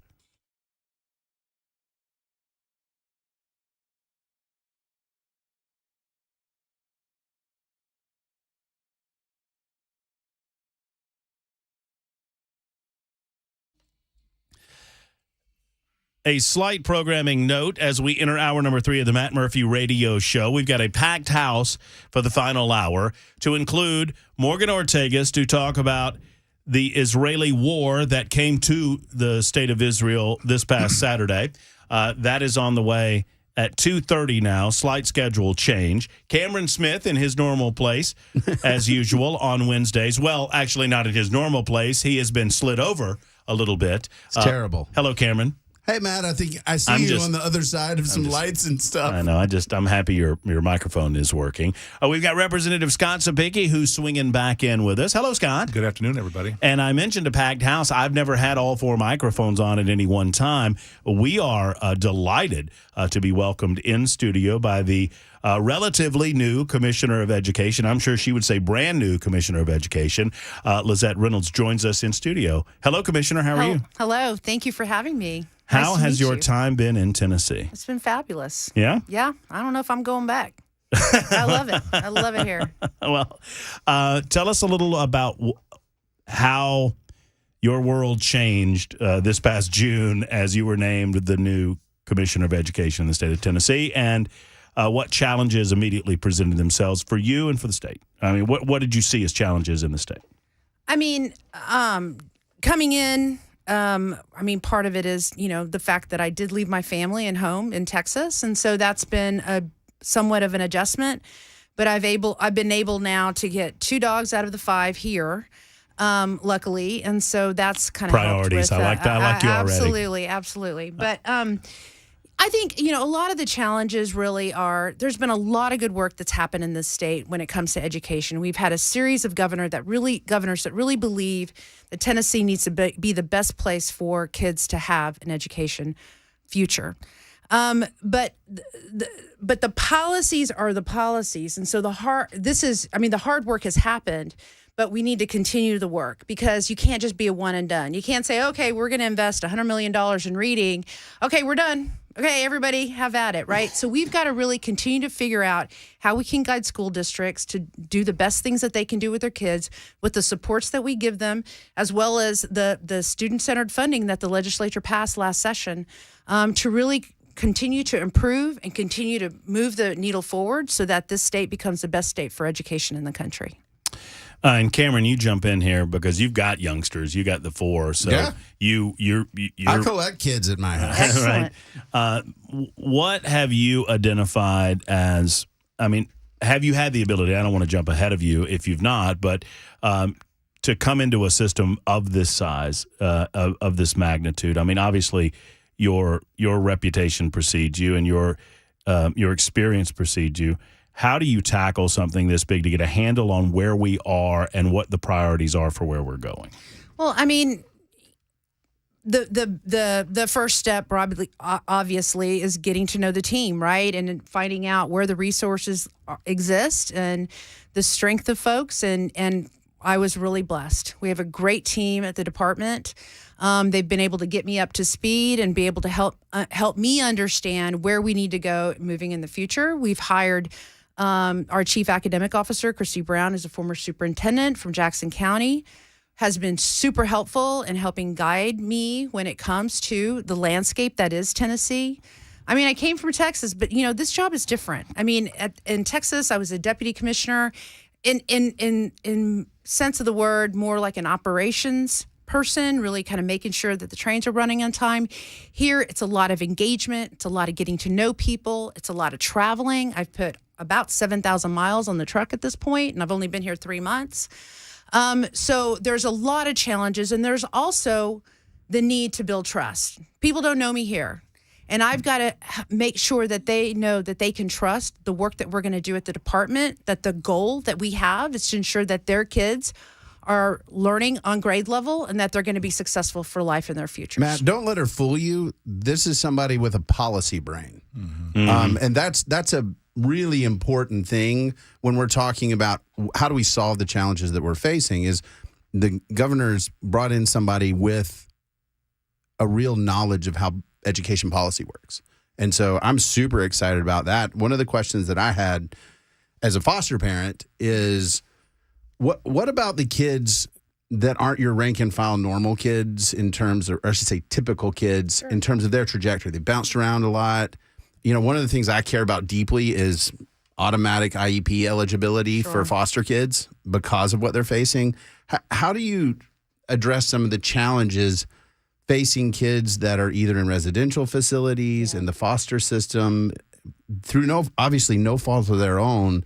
Because my experience is a lot of those kids have the worst learning challenges. Absolutely. Well, a lot of it is because there's been low expectations given to those kids, right? Right from the start, they become that kid. Right. I mean, I've been in situations where I've heard, well, we were a great school district until those kids showed up. Yeah. We even experienced that. I even experienced that in my elementary school in Texas, where my kids went to school. We had a foster community that came to our campus, but the numbers were so small, you really didn't know how they could achieve because of the end size, as they call it. Right. So you have to have a certain number that you can be able to identify. Because there were such a small group, you didn't really there was no accountability for them. So you could almost obscure what their pathways were, how they were achieving. That's the hard part, right? And so all you can do is really hope that the leadership on that campus is going, you know what, I don't care where they came from. We're going to make sure they can read and do math. And that is it's an unfortunate situation in that a lot of times there are people that come in with these deficit perspectives of kids. And foster kids. And then thinking about kids that have been formerly incarcerated, what are we really doing when they come back into the system? We're not doing a lot, right? They're going in, they're serving their time or whatever it is for 6 weeks. They come back to the class and it's like, yeah, well, sorry, you just missed 6 weeks of school. What are they going to do? They're not going to stay. They're going to drop out. Right. So we really need to be thinking about what are those supports and how do we better support them in all the ways, but that's what partnerships are for. The department is about teaching kids, right? We're about the academics. We're about leveraging the opportunities for academics, but we need to work with our partners in whether it's the Commission on Mental Health, whether it's the Corrections Department, whomever, to ensure that all our kids have the supports they need so they can be successful and so that they can come to school in a safe environment and just sit there and learn to learn. Amen. From a relationship standpoint regarding the General Assembly. Yes, sir. How has that getting to know you period gone thus far? I don't know how much you're able to do that. During the special, perhaps that gave you an opportunity as all of the General Assembly was assembled in one place. I mean, you'll obviously have the opportunity come January when they come back in. But what does that process look like? Because obviously you depend a good bit on the General Assembly to help initiate some of what you see are the challenges and some of the problem areas within our education system. Well, those were some of the first meetings I had as soon as I walked in the door. So I've met with all the chairmen of the committee and Chair Lady Moody. I bet some were more impressive than others. Always. And I'm here with one today. Gross. I missed that one. I say that just she won't be here all the time. Yeah. No, that was one of the first things I did because, again, a lot of the work that I'm in charge of implementing came from their acceptance at the General Assembly, right? A lot of the stuff the administration, proposes. And so the General Assembly has to say, okay. And so they did. And so that is and it's also building trust. Do you look at that as ultimately part of your responsibility as commissioner, whether it's you or someone that works alongside you, to make sure that the General Assembly has the information necessary to make the votes that's going to make education better? I mean, that's a major part of your job. I mean, I cut my teeth in the legislature. I mean, that is really where I learned education policy, was working in the Senate Education Committee when I worked for now President, former Governor Bush. His biggest agenda was education. So in order to achieve what the governor needed to achieve, we had to work hand in hand with with our legislature in Texas. And so I bring that same perspective here because I know the value of those relationships and ensuring that I'm always honest and truthful and transparent, and do my best to make sure that they have the information they need to make the decisions that they have to Scott, make. you were going to say something? Yeah, I was going to say something. If you've been around education in the last 4 or 5 years in Tennessee, we have really taken a new direction in education, right? And when Commissioner Swin moved on, from having my conversations with Commissioner Reynolds, you can see the thoughtfulness of the governor of looking at where we've been and where we need to go, and making sure he brought someone in that understands where we're going to go, of that we are going to be the best, and we're going to make sure all kids, doesn't matter what demographic they come from or what environment they come from, our job is to get them all across the finish line. And Commissioner Reynolds has expressed that to the chairman of education as, she's, as a compliment, is she's nuts and bolts, right? Mm-hmm. This is the policy. If you want to do this, here's what we need to do. And there may be some pain involved with that, but we're gonna absorb that pain and move it forward because it'll benefit our kids. And the relationship that we have, that's why I brought her over, is we talk a lot. She talks to a lot of the chairmen. She's very accessible to us. We bounce ideas with office, and she's not afraid to say no to us. And you know what? That may not be the best way to attack it. Have you thought about this? And that's the relationship we got to have. When we talk education on my show, I like to say that my kids are perfect. They all get straight A's. They've never given me any disciplinary issues, mainly because, Commissioner, they don't exist. I don't have any children. But with that in mind, invariably the conversation revolves around school choice when we talk about public education. I like to use the example, and perhaps it's oversimplifying it, that if I told everyone in the listening audience that they had to go to one grocery store to buy bread, do they believe the quality of the bread is going to go up or down based on the fact that they have to go to that one particular store? And I think everyone can easily see where the answer would be the quality goes down, because the store knows that you have to come there to get bread.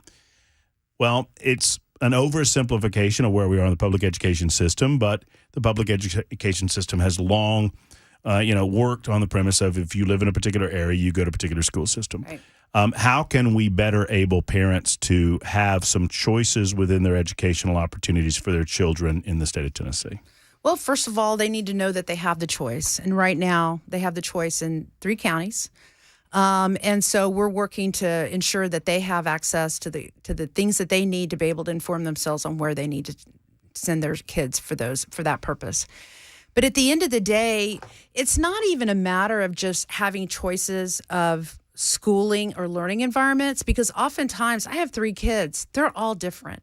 And my oldest ended up having to go into a private school because at the end of the day, even though I was a fairly high-ranking individual in the Texas Education Agency, unfortunately, this campus leader didn't care and would not provide the services that I needed, that I knew my child needed. So we utilized our credit, right? And we took a lot of money on credit and put our kid through private school for 4 years. Not everybody has that opportunity. Not everybody has that agency to be able to identify a better learning environment. And if the system says you have to go here, you're going to go here. I mean, there are instances in this country where parents or caregivers or grandmas or aunties have found that the school that their kid is zoned to is not doing the job they do. And so they will go to the father, or go to a colleague, or and use that address. And they've actually gone to jail. And all they were doing were looking for a better learning environment for their kid. So that's what this is about. It's about giving families choices. In the most cases, families are going to choose their neighborhood schools because they can. But we want to let them have that information that they need. What's the quality that is being delivered? Are the offerings to what the parents want for their kids, or that the kids want, particularly when you think about high schools? So there's a lot of opportunities, not just in private schools, but also in public schools. Public schools also have opportunities to create choices. They also can collaborate and think about how can we come together and provide all of our families different opportunities where we can functionally create these pathways that are going to lead them to the better jobs. So, choice is about not restricting anything. It is about really trying to find that best learning environment for your kid to succeed. Our guest is Commissioner Lizette Reynolds. She is the new education commissioner in the state of Tennessee as of, I guess, end of June, moving forward. And we're thankful that our good friend Scott Sapicki has stopped by with her to talk about educational opportunities in the state of Tennessee so early on in the new year. We'll continue the conversation in just a moment. It's 2:20 on Super Talk 99.7 WTN. I have so many questions. Hey, friends, it's Matt Murphy, and I want to tell you about my journey with weight loss. I've lost 36 pounds, and that's not without a few hiccups in the road, and that's what I want to focus on right now, because when you have a counselor that meets with you every week, as we do, these are dietitians, nutritionists with PhD weight loss, then they understand that sometimes life gets in your way, sometimes events get in your way toward your ultimate goal and your ultimate journey. But they're in that journey with you together, and so they understand how to help you avoid in advance some of those pitfalls, and they'll navigate that with you. As a matter of fact, I just went on vacation, and I talked to my counselor, Rachel, about that, and she just gave me some rules of the road. She said, look, I'm not foolish enough to believe that you're going to be as strict as you would at home while you're on vacation with your weight loss journey. However, here are some tips to help you out along the way to make sure that you don't, slip up in a way that will demotivate you. That's what it's all about, motivation toward that goal and toward that journey. And toward that end, if you don't get within 5 pounds of your goal weight by the end of your journey, then they will continue to coach you for free until you do. That's the PhD guarantee. Go to myphdweightloss.com. That's myphdweightloss.com to find out more about the plan that Dr. Ashley Lucas and her team put together. And I promise you, you'll be pleased with the structure and the results of your weight loss journey. It's myphdweightloss.com.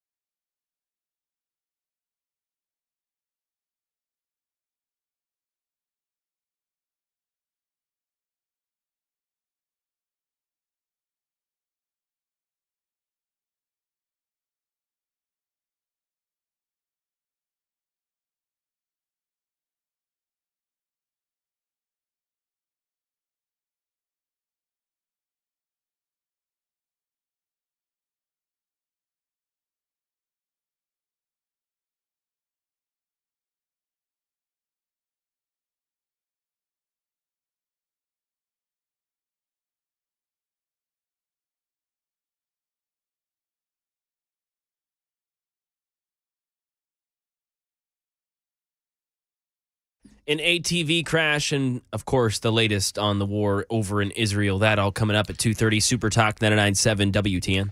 Cameron and I will talk more at length about this right after the bottom of the hour news with Mac Morey, which is coming up in about 6 minutes. But there will be no vote today on the House floor for Speaker of the House. It appears that while Steve Scalise enjoys the majority of his own conference, the GOP voted Steve Scalise to be their official, quote, nominee. He does not currently have the 217 votes. One would assume that's the only reason why they're delaying the vote this afternoon on Speaker of the House. More on that coming up right after McMurray's news at the bottom of the hour. We are pleased to be joined by Lizette Reynolds, who is the new Commissioner of Education for the state of Tennessee. Representative Scott Sapicki with us as well. Cameron Smith in his normal spot on Wednesdays during this 2 o'clock hour. And I was enjoying the conversation between Cameron and Lizette as we were speaking, just because you have the kids in the system. Yes. And so you kind of get down, and Scott, you too. I mean, you get down to the nuts and bolts in a way that I don't. I'm just kind of playing surface. But I do want to ask you this surface level question, because when issues of education come to me, more often than not, they are lifestyle issues, meaning books in the library and whose decision making, it should be present with regard to those books, or issues involving transgender issues in the schools. How present is that in your world, and how would you speak to that to the audience? Right now, what is present in my world is implementation of the A through F system that hasn't passed since 2016. So it's really been about what are the our academic standards? How are we going to ensure that kids are learning? So it hasn't been. I think there's been a lot of work that's been done in the past in the General Assembly, but is that more of a question? And I'm not interrupt. I was about to say, is that more of a question for the political side of this than the educational side? of this? Well, 100%. That's a General Assembly issue. That's a policy issue on social issues, and what the General Assembly feels is the best for Tennessee and its students. What the commissioners is going to get into is more of the nuts and bolts of how we deliver the education component, how we make it more efficient, how we make it better, looking at the data and crafting and telling us, hey, by the way, this is what you need to pass to make this happen. Like you said about the conversation off the air about kids in foster care, how can we affect that change? We can do it more effectively from the General Assembly by passing law because it has the words shall or will. Right. That takes all the ambiguity out of it. This is what you're going to do.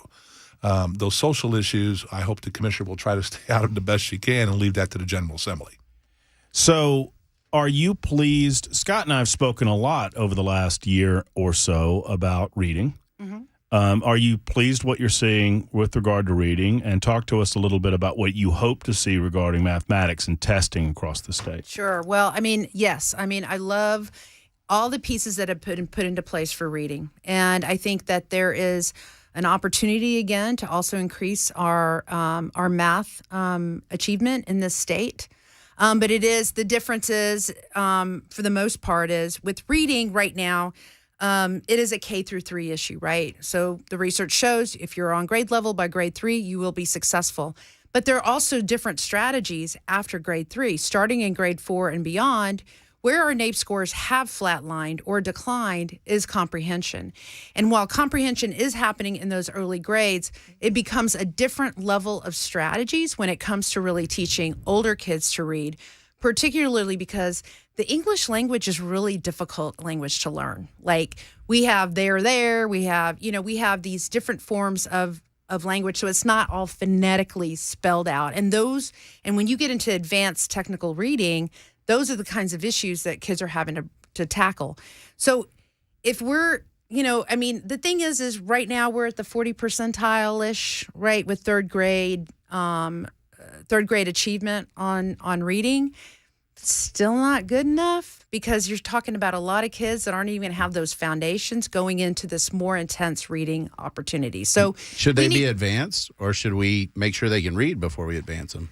Well, that's why y'all passed the retention law last year, and absolutely. And I think for the most part, we're gonna see that a lot of kids got the skills they need. I think though there is a warning out there. We've got kids that were promoted to the 4th grade that are on the hook to achieve adequate growth by the end of 4th grade, and so there's another level of potential for retention of children in 4th grade if they aren't reading on grade level. That was one of the things we did is if you took one of those on-ramps to 4th grade, that was fine, but now you're going to be held accountable on that TCAP in 4th grade of you better be on grade level or you're going to be retained. Yeah. So be careful taking the on-ramp when you could have taken the summer school into tutoring and got the extra help you needed. So that's something we're going to leave. But in mathematics, you can't have retention in mathematics because it builds throughout the academic career of that student. It's going to have to be different. And in mathematics, one we're working with the commissioner on is we are plowing a new field here in mathematics. There's nothing out there to fall back on. We're going to invent this in Tennessee that could lead to the change in mathematics across the country. Well, Scott, I thank you for introducing us to the commissioner. Commissioner, I thank you for being in the state of Tennessee. Thank you. Your reputation well precedes you back in Texas and beyond, and we're so excited to see what you can do with this wealth of opportunity and what parents can expect through educational opportunities for their students. Thank you for stopping by, and we are open anytime. You know where we are. Just come on in and let us know what's going on in the world of education. We'd love to have you anytime. Thank you so much. I really appreciate it. There's Commissioner Reynolds. There's Scott Zopicki. Cameron's going to be back to talk to us about Speaker of the House plus the Israel relation issues. We got 30 more minutes to go. It's news time on Super Talk 99.7 WTN.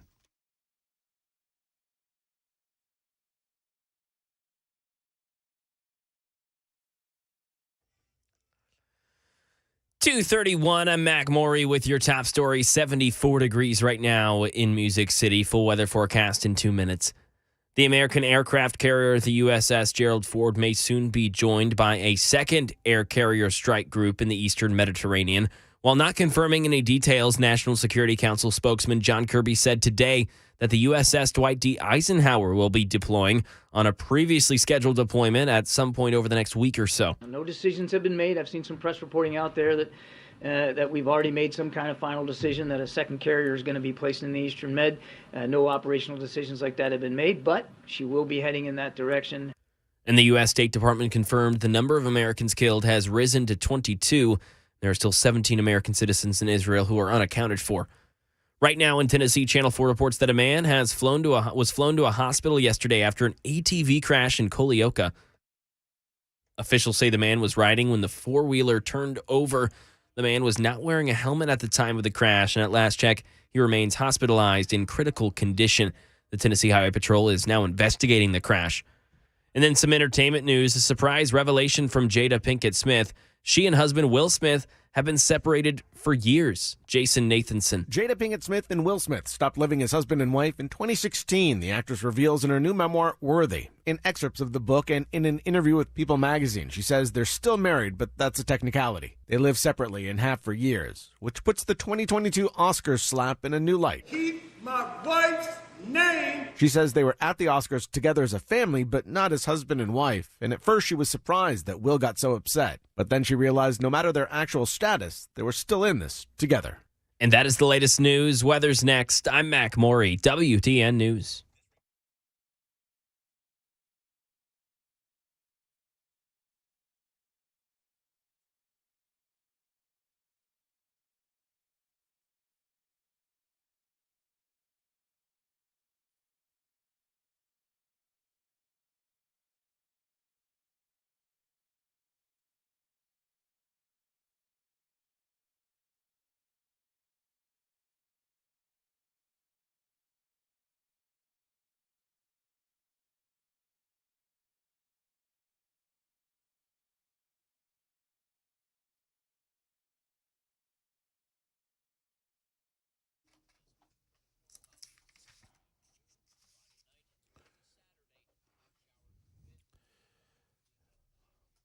All right, I'm going to go ahead and do it. And I've not asked Jeremy Reeves if I can do this with Nashville Painting Company, but I'm doing it anyway for you. I am declaring October National and Statewide Interior Painting Month. Dun, dun, dun. That means that you need to call Jeremy and his team, get them over to your house, and find out how they can. Thank you. National Interior Painting Month. According to the Matt Murphy Show and Nashville Painting Company, Super Talk 99.7 WTN. That's right. So you need to call Jeremy and find out how he can assist you in getting that house up to snuff for the holiday season. It's as simple as that, right? If you've got old faded paint on the interior of your house, if you've noticed that the sun has hit one wall and turned it a different color than the other wall, if you got that old salmon or avocado on the walls, my goodness gracious, let's update with some modern grays through Nashville Painting Company. I'm not telling you what color to paint. That's their job. They have color consultation. They'll give you exact scopes and pricing. They do do it the right way, and it's not the most expensive game in town. You don't have to be the most expensive to be the best, and Nashville Painting Company is a testimony to that. So NashvillePaintingCompany.com, NashvillePaintingCompany.com, or give them a call and schedule the appointment, 615-635-0350, 635-0350, and tell them, because it will confuse heck out of them, hey, this month is National Interior Painting Month, and see what they say. I'm sure they'll be pleased to know. It's Nashville Painting Company.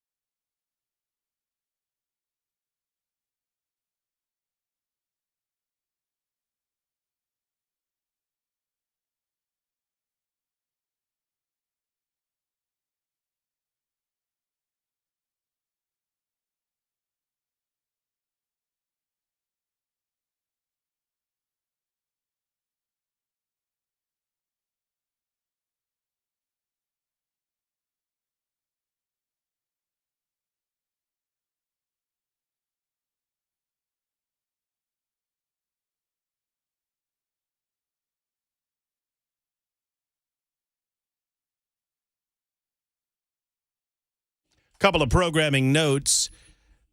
Expected on the show tomorrow, Congressman Andy Ogles. There is not expected to be a vote this afternoon regarding the speakership in the House of Representatives. More on that in just a moment. It is 2:39, Super Talk 99.7 WTN. We'll talk to Brian Wilson coming up in moments about the afternoon proceedings that we know as the drive. That is happening from 3 until 7 on Super Talk.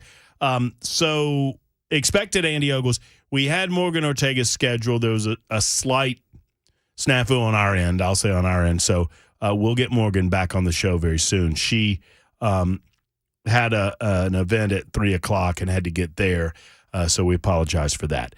In the meantime, Cameron Smith is with us. I have no idea where he is on the issue of the Speaker of the House or where he is on the issue of Israel and what's going on over in the Middle East, but we're going to find out together. Hello. Hi. Again. I mean, you were just here, but you were way over there. Yes, Bell! I know where he is. I'm right here. He's right here. He wants Hakeem Jeffries to be Speaker. Probably. No. Admit it, Cameron. Probably. Thanks, Bell. Somewhere on the Super Talk text line, Cameron somebody's Romney. like, I knew it. I knew it. He's a Hakeem Jeffries guy because he uses facts and knowledge. See, this is what pisses people off about you. You're like, I got facts, and you got what? I got facts too. I got stacks of facts. Yeah, well, it's the rhino versus the don't know. I don't know where I fit into that. I'm a libertarian. Well, so. that's even worse. You put a boot on your head and run around and smoke pot. Yeah, to look for hookers. That's what people. That's what Yep. people think of libertarians. Right. At least they used to. That's what I always said is that I'm a libertarian with a small L because I don't want hookers or blow. Right. So I don't belong to the But political the boot party. on my head, absolutely. Oh yeah, sure. I'm fine with that. Speaker Scalise. Yeah. Yeah. But here's my thing. If they had the 217, they'd be voting today. They originally planned on voting today. They're not voting today. That doesn't feel like McCarthy holdouts to me. What if I told you a small group of Republicans could derail the effort to elect the speaker? So they got 99 so they released the vote, right? Mm-hmm. And then there were 99 people that didn't vote with Scalise. Right. And they said, well, we have named a speaker within our conference. I'm like, well, there's 99 people that disagreed. Right. And you have to have those people to vote for your guy in order for him to come So speaker. I'm still waiting for this to happen, that we have a formal vote, and all the Republicans are like, let's let bygones be bygones. Scalise is speaker. Good. My question to you, does the situation in Israel, whether or not it has anything to do with the House of Representatives, some are already suggesting, mostly on the political left, that, you see, this is why you can't have chaos over there, because we need the money. For me, it's not a matter of money. Israel doesn't need money. Israel needs room to breathe and to destroy. More on that in a second. Sure. But does that situation lead to a conclusion more quickly than we might have had? I think it does because it ups the pressure, right? Sure. It says, if you want to be one of the holdouts, one of those handful of Republicans that are like, just on principle, no, then we got more serious business. We got to bigger deals going on, and a functional House is important. Mm-hmm. And so I think the pressure's there, but I actually don't. I think these folks, the handful of them who are like, I just don't believe, I want to solve the problems, and I think that I'm in the right, I don't think they really care about the pressure. So I think you still potentially have holdouts that create some challenges here, because the truth is Steve Scalise, who I like and who is conservative, was standing on the leadership team right next to Kevin McCarthy. So the idea, and he was helping secure votes, do that sort of thing for things that a lot of those guys didn't like. So I get why they might not support him. But are we just going to do it again? Scalise, from a policy perspective, is a more conservative representative than Kevin McCarthy. Sure. Is that a fair assessment? Absolutely. From a policy standpoint. Yeah, yes. strictly from. But what I understand about the speakership is that goes beyond necessarily the policy that you're trying to advance. You're also trying to herd cats. You're trying to raise money. Do you believe that Steve Scalise can do that long term, given his health issues? So given the health, probably, but could he do it even if he didn't have blood cancer? Yeah. I mean, potentially, but tell me what he's going to do differently. Like, for example, he's got 3 weeks to fund the government, and folks are like, well, regular order. I'm like, do you know how long it would take regular order to get these bills out, to do it in this way? Wait, so you're just giving up on the idea of anything other than an omnibus?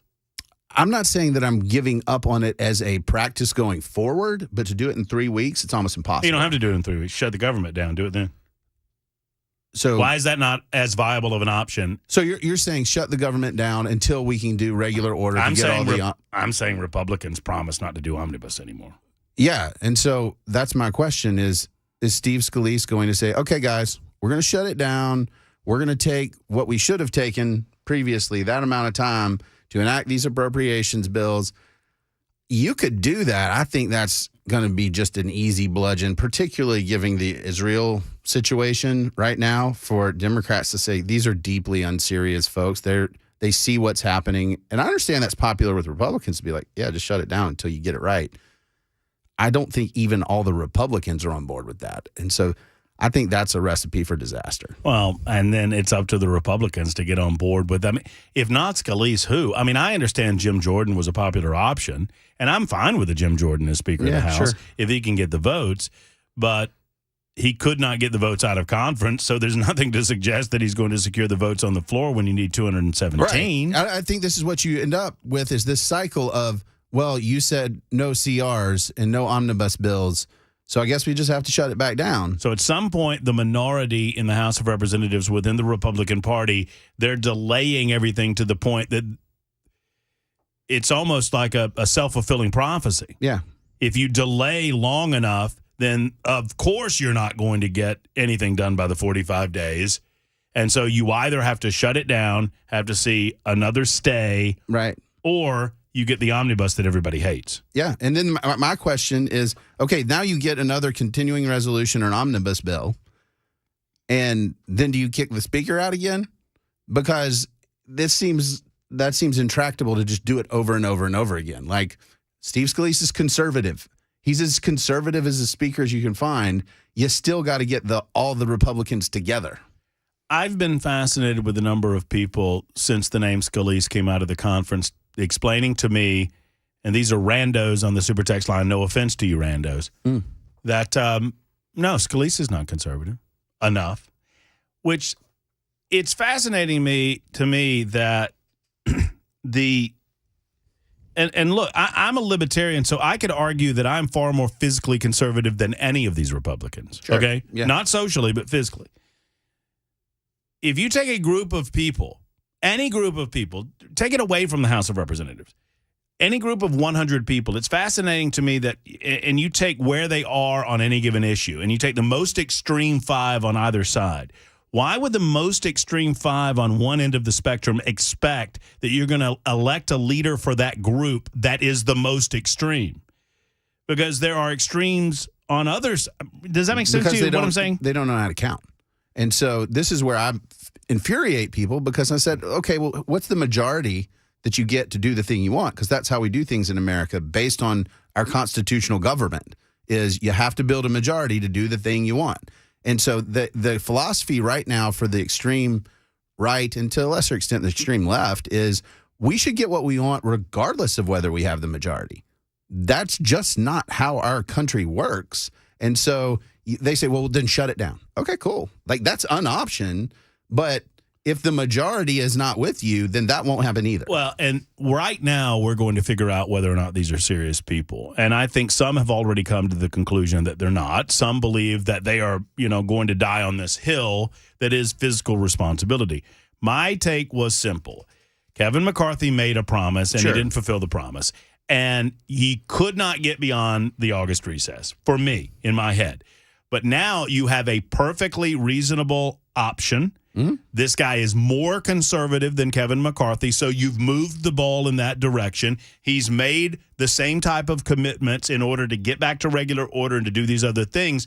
And if the minority within the Republican caucus is not willing to give him an opportunity, a fair opportunity to do that without starting to then they're not serious people. Yeah, and this is where on an omnibus or CR to say, look, I know how shutdown politics works. I know it historically, and I know what happens in terms of the politics, in terms of who gets blamed. It's us.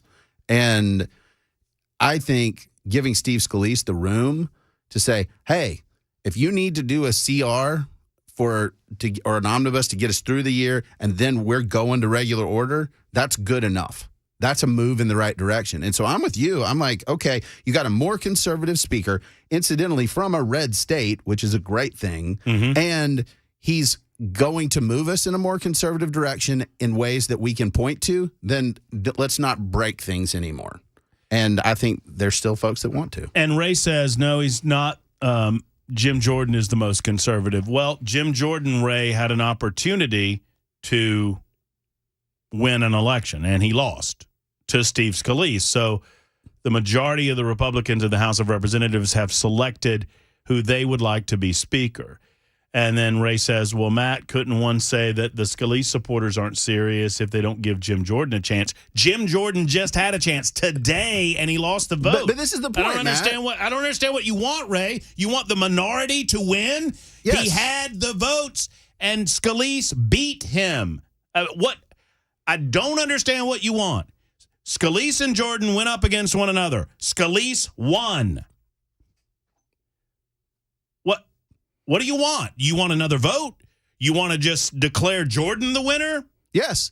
That is exactly what folks want, is they say the most conservative should win regardless of whether they have a majority or not. That's just not the way it is. All right, we've got to take a break. We'll get back to it. Brian Wilson coming up to tell us what's happening on the drive this afternoon. No vote today on the speakership. Expected a vote tomorrow. Brian's got more on that. We'll talk with Brian in just a moment on Super Talk.